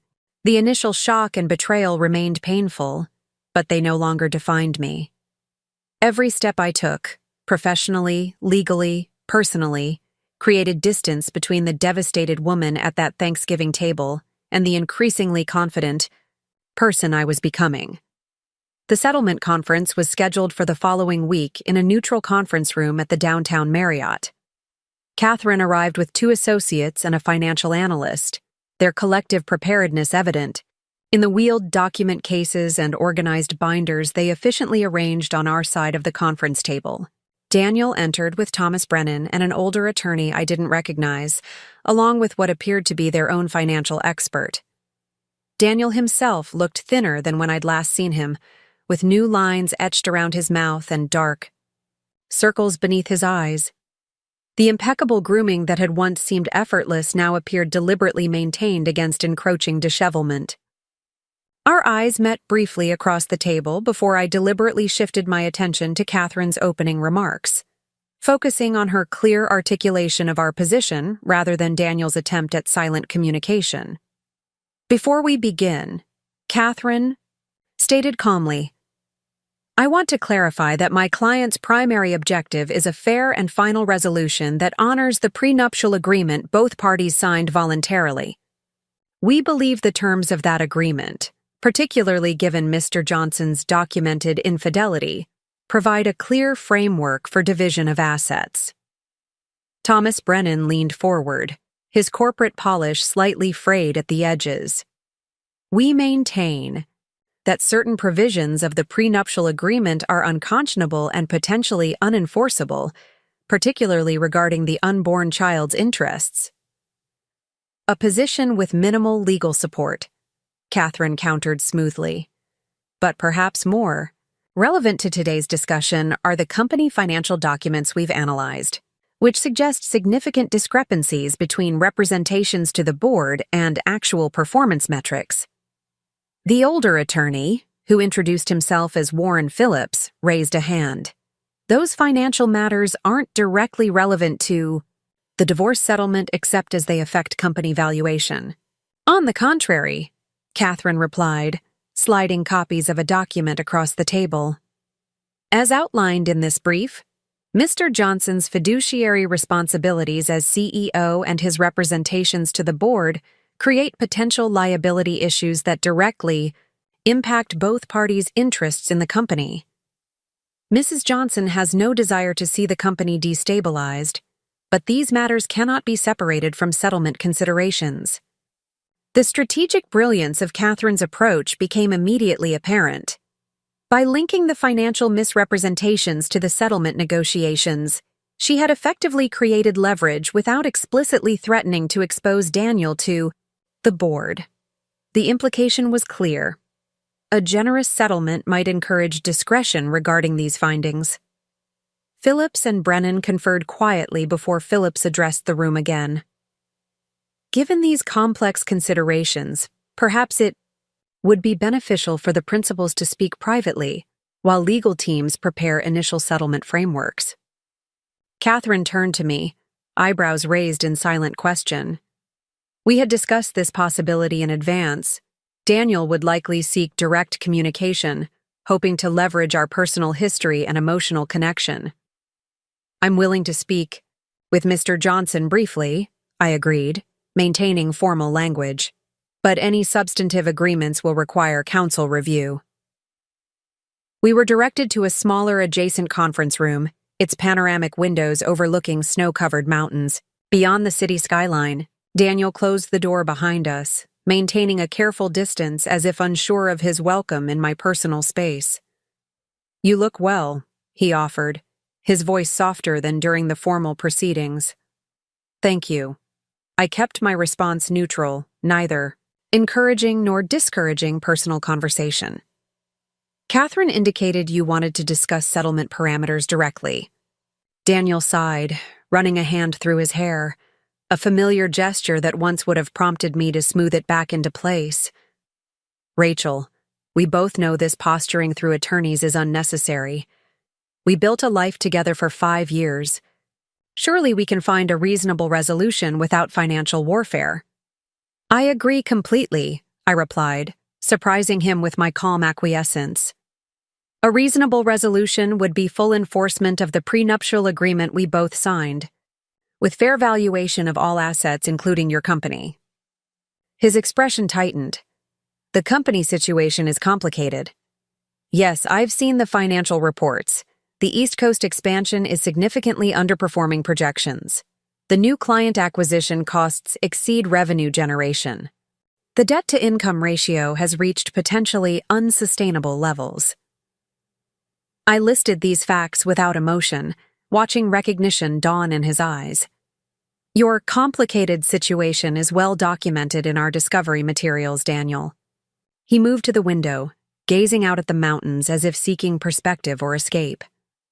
The company can recover with the right strategy and sufficient operating capital, but a costly divorce settlement could jeopardize that recovery, potentially reducing value for both of us. Perhaps you should have considered that before using company funds to finance your affair, I observed. Or before impregnating your assistant. Or before attempting to ambush me with both revelations at Thanksgiving dinner. Daniel turned back to me, genuine remorse flickering across his features. I handled everything terribly. I know that. But punishing me financially won't undo the past. This isn't punishment, Daniel. It's consequence. The prenup established clear terms for exactly this scenario. I maintained steady eye contact. Did you think I wouldn't enforce it? That I'd be too devastated or intimidated to hold you accountable? I thought. He hesitated. I thought you'd consider our history, the years we built together.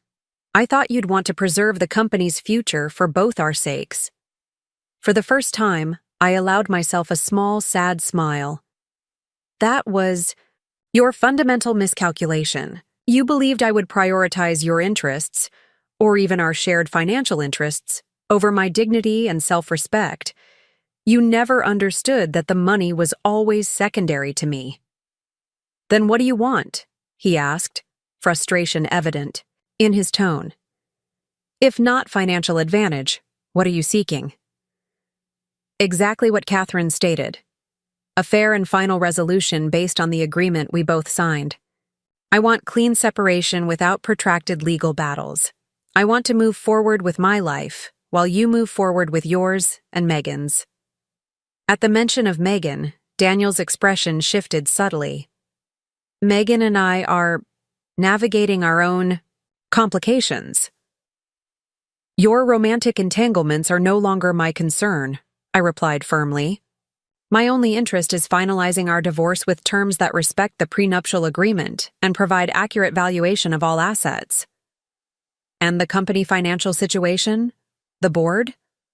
I recognized the real fear behind his question. Daniel's professional reputation, his entire identity as a successful entrepreneur, hung in the balance. Exposure of his financial misrepresentations would devastate more than his marriage. It would destroy his carefully cultivated image in the business community. I have no interest in corporate destruction, Daniel. The company employs dozens of people who bear no responsibility for your personal choices. But I won't accept devalued company shares based on concealed financial problems either. Relief visibly washed over him. That's reasonable? More than reasonable. I've always been reasonable, I reminded him. You just confused my support with weakness. We rejoined the main conference room shortly thereafter, where the legal teams had outlined initial settlement frameworks. Catherine raised a questioning eyebrow, which I answered with a subtle nod. Our private conversation had been productive, if not in the way Daniel might have hoped. The remainder of the settlement conference proceeded with surprising efficiency. Daniel's team, perhaps recognizing their diminished negotiating position, offered terms much closer to the prenuptial provisions than their initial posturing had suggested. Catherine secured fair valuation of the company's shares based on pre-expansion, metrics, a substantial cash settlement, and continued ownership of our mountain property in Aspen, which had always held special meaning for me. By late afternoon, preliminary agreement had been reached on all major points, with attorneys tasked to draft formal settlement documents within the week. This is a favorable outcome, Catherine observed as we gathered our materials afterward. They conceded on nearly every substantive issue. Daniel recognized his position was untenable, I replied, and I believe he genuinely wants to avoid further confrontation. Whatever his motivation, the result serves your interests well. Once the formal agreement is signed, you'll have complete financial independence and clean separation from both Daniel and the company's uncertain future. As we exited the hotel into the clear winter afternoon, I felt a weight lifting, not completely gone, but substantially lightened. For the first time since Thanksgiving, I could envision my future with genuine optimism rather than determined resolve. That evening, I visited the mountain property that would remain mine under the settlement terms. The Aspen cabin had been our weekend retreat, a place where cell service was spotty and Denver's business pressures seemed distant. I had always loved its rustic luxury, the massive stone fireplace, the floor-to-ceiling windows framing mountain views, the wraparound deck where we'd spent countless mornings with coffee and evenings with wine. Standing in the great room as darkness fell outside, I allowed memories to surface without resistance. Daniel and I skiing fresh powder on winter mornings, negotiating furniture choices when we first purchased the property, making love on the bearskin rug before the fireplace during a spring snowstorm that had knocked out the electricity. These memories no longer carried the acute pain of recent weeks.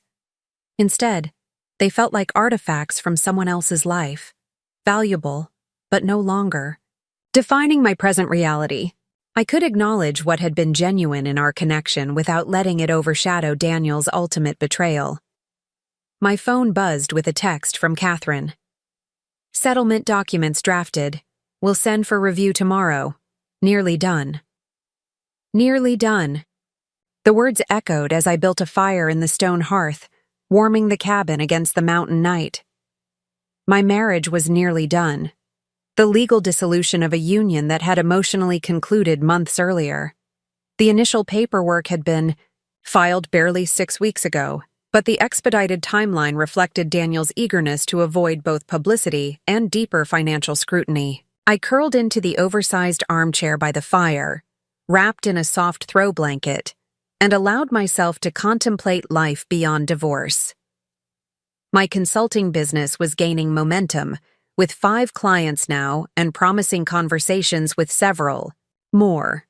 The downtown apartment lease would expire in May, perfectly timed for Denver's real estate high season if I decided to purchase something permanent. Most importantly, I was rediscovering aspects of myself that had been gradually subsumed during my marriage. Professional ambitions, personal interests, friendships that had taken secondary priority to Daniel's social and business connections. The woman emerging from this crucible was both familiar and new, stronger in some ways, more cautious in others. My contemplation was interrupted by another text message, this one from Megan. Baby arrived early this morning. 6 Libby's 8OZ, named him Ethan. The news landed strangely, somewhere between distant curiosity and peculiar connection. Daniel's son had been born. A child who, under different circumstances, might have been my stepchild. A boy who would never know me but whose existence had irrevocably altered my life trajectory. After careful consideration, I replied simply, "Congratulations. Wishing you both health and happiness." Her response came quickly. "Thank you. I followed your advice and got my own lawyer. Best decision I could have made." This brought a small smile to my lips. Whatever complex emotions I harbored about Megan's role in my marriage's dissolution, I couldn't help appreciating the irony. Both women in Daniel's life had ultimately protected themselves legally rather than relying on his promises. The remainder of winter passed in a blur of professional activity and legal formalities. The settlement agreement was signed and filed with the court, its terms reflecting the prenuptial provisions with minimal adjustments. Daniel's fabricated claims about my alleged affair with James Everett were quietly withdrawn, removed from court filings without further mention. Judge Harmon granted our divorce decree in early March, officially ending our marriage in a brief courthouse proceeding that Daniel didn't attend. Catherine explained he was in Chicago, presumably with Megan and their newborn son, but his absence felt appropriate. Our marriage had ended months earlier in emotional reality. The legal formality was merely administrative. "Congratulations, I suppose," Catherine said afterward as we descended the courthouse steps. "Though that seems an odd word for the occasion." "Actually, it fits," I replied, surprised by the genuine lightness I felt. "This represents freedom and new beginning, which are worth celebrating." The spring thaw brought literal and metaphorical renewal to Denver. As the mountains emerged from snow cover and crocuses pushed through softening soil, my own life blossomed with fresh possibilities. My client roster expanded sufficiently to justify hiring an assistant, an irony not lost on me. I purchased a townhouse in the Highland neighborhood, its contemporary design and rooftop deck offering views of both downtown and the mountains beyond. Most significantly, I reclaimed my maiden name, Jordan, shedding the last formal connection to my marriage. Rachel Jordan. The name felt both familiar and new, like rediscovering a beloved sweater packed away and forgotten. To Rachel Jordan.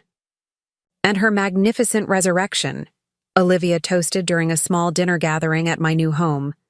Emily, Mark, and several other close friends raised their glasses in agreement, their faces reflecting genuine happiness for my emerging stability.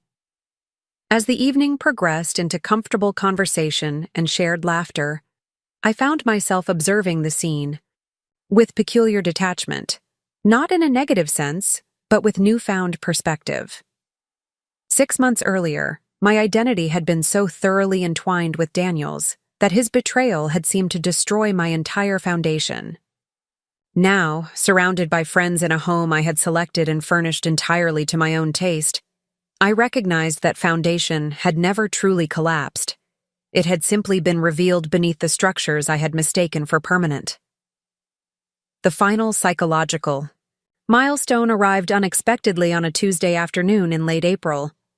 I was reviewing a marketing campaign for a new client when my assistant announced a package delivery requiring signature. The courier handed me a small box with Daniel's name on the return label, the first direct communication since our divorce finalization. Inside, nestled in tissue paper, lay a familiar object, the sapphire necklace I had discovered in Daniel's cloud account screenshots months earlier. The necklace he had purchased for my birthday, but apparently given to Megan instead. A small card accompanied it with a handwritten note. This was always meant for you. One of many promises I failed to keep. I'm sorry. D. I studied the delicate pendant, oval blue stone in a simple platinum setting, suspended from a fine chain. It was beautiful, exactly the style I had always preferred. In another lifetime, it would have been a thoughtful, meaningful gift from husband to wife. Now, it was simply a relic, a physical representation of broken promises and discarded commitments. Whatever Daniel's intention in sending it, the gesture felt hollow, perhaps even manipulative in its apparent contrition. Without hesitation, I placed the necklace in my desk drawer and returned to my work. Later that week, I donated it to the Children's Hospital charity auction, the same event where Daniel and I had met years earlier. The symmetry felt appropriate, closing a circle that had opened with well-intentioned romance and closed with clear-eyed reality. 1 year after that fateful Thanksgiving dinner, I found myself hosting my own holiday gathering, smaller and less formal than our previous entertaining, but warm with genuine connection. Emily and her husband, Olivia and Mark, now herself sporting an engagement ring, Catherine and her wife, and several newer friends gathered around my dining table. I'd like to propose a toast, I said, rising with wineglass in hand. To unexpected journeys and the strength we discover along the way. To prenuptial agreements. This drew knowing laughter from the group, and to the futures we build on our own terms. To Rachel, Catherine added, raising her glass higher, who turned betrayal into liberation with more grace than anyone I've encountered in 20 years of family law. As conversation and laughter filled my home, I felt a sense of completion that had nothing to do with Daniel, Megan, or the drama that had consumed last year's holiday. The prenup clause that had provided my legal protection had ultimately delivered something far more valuable than financial security. It had given me the foundation upon which to rebuild my life entirely on my own terms. Daniel's pregnant assistant, showing up at our family dinner, had indeed changed everything, but not in the way either of them had anticipated. Instead of crushing me, their betrayal had ultimately freed me to discover my own resilience, reclaim my professional identity, and create a life more authentically aligned with my values, than the marriage had ever been. As I looked around at the faces of those who had supported me through the darkest moments, I silently thanked the younger version of myself who had insisted on that prenuptial agreement despite romantic protestations. She had somehow known that protection wasn't cynical, but prudent, that independence wasn't unromantic, but essential. That woman, clear-eyed, pragmatic, fundamentally self-respecting, had never truly disappeared. She had simply been waiting for me to remember her existence. Now reunited with that core strength, I faced forward into a future entirely of my own design, the prenup clause having served its purpose not just legally, but transformationally. The irony wasn't lost on me. The legal document Daniel had signed, with casual dismissal, believing we would never need it, had ultimately become the instrument of my liberation when his choices made it necessary. Sometimes the most important provisions are the ones we hope never to invoke, but their existence provides the security to move forward with confidence, come what may. Up next, you've got 2 more standout stories right on your screen. If this one hit the mark, you won't want to pass these up. Just click and check them out.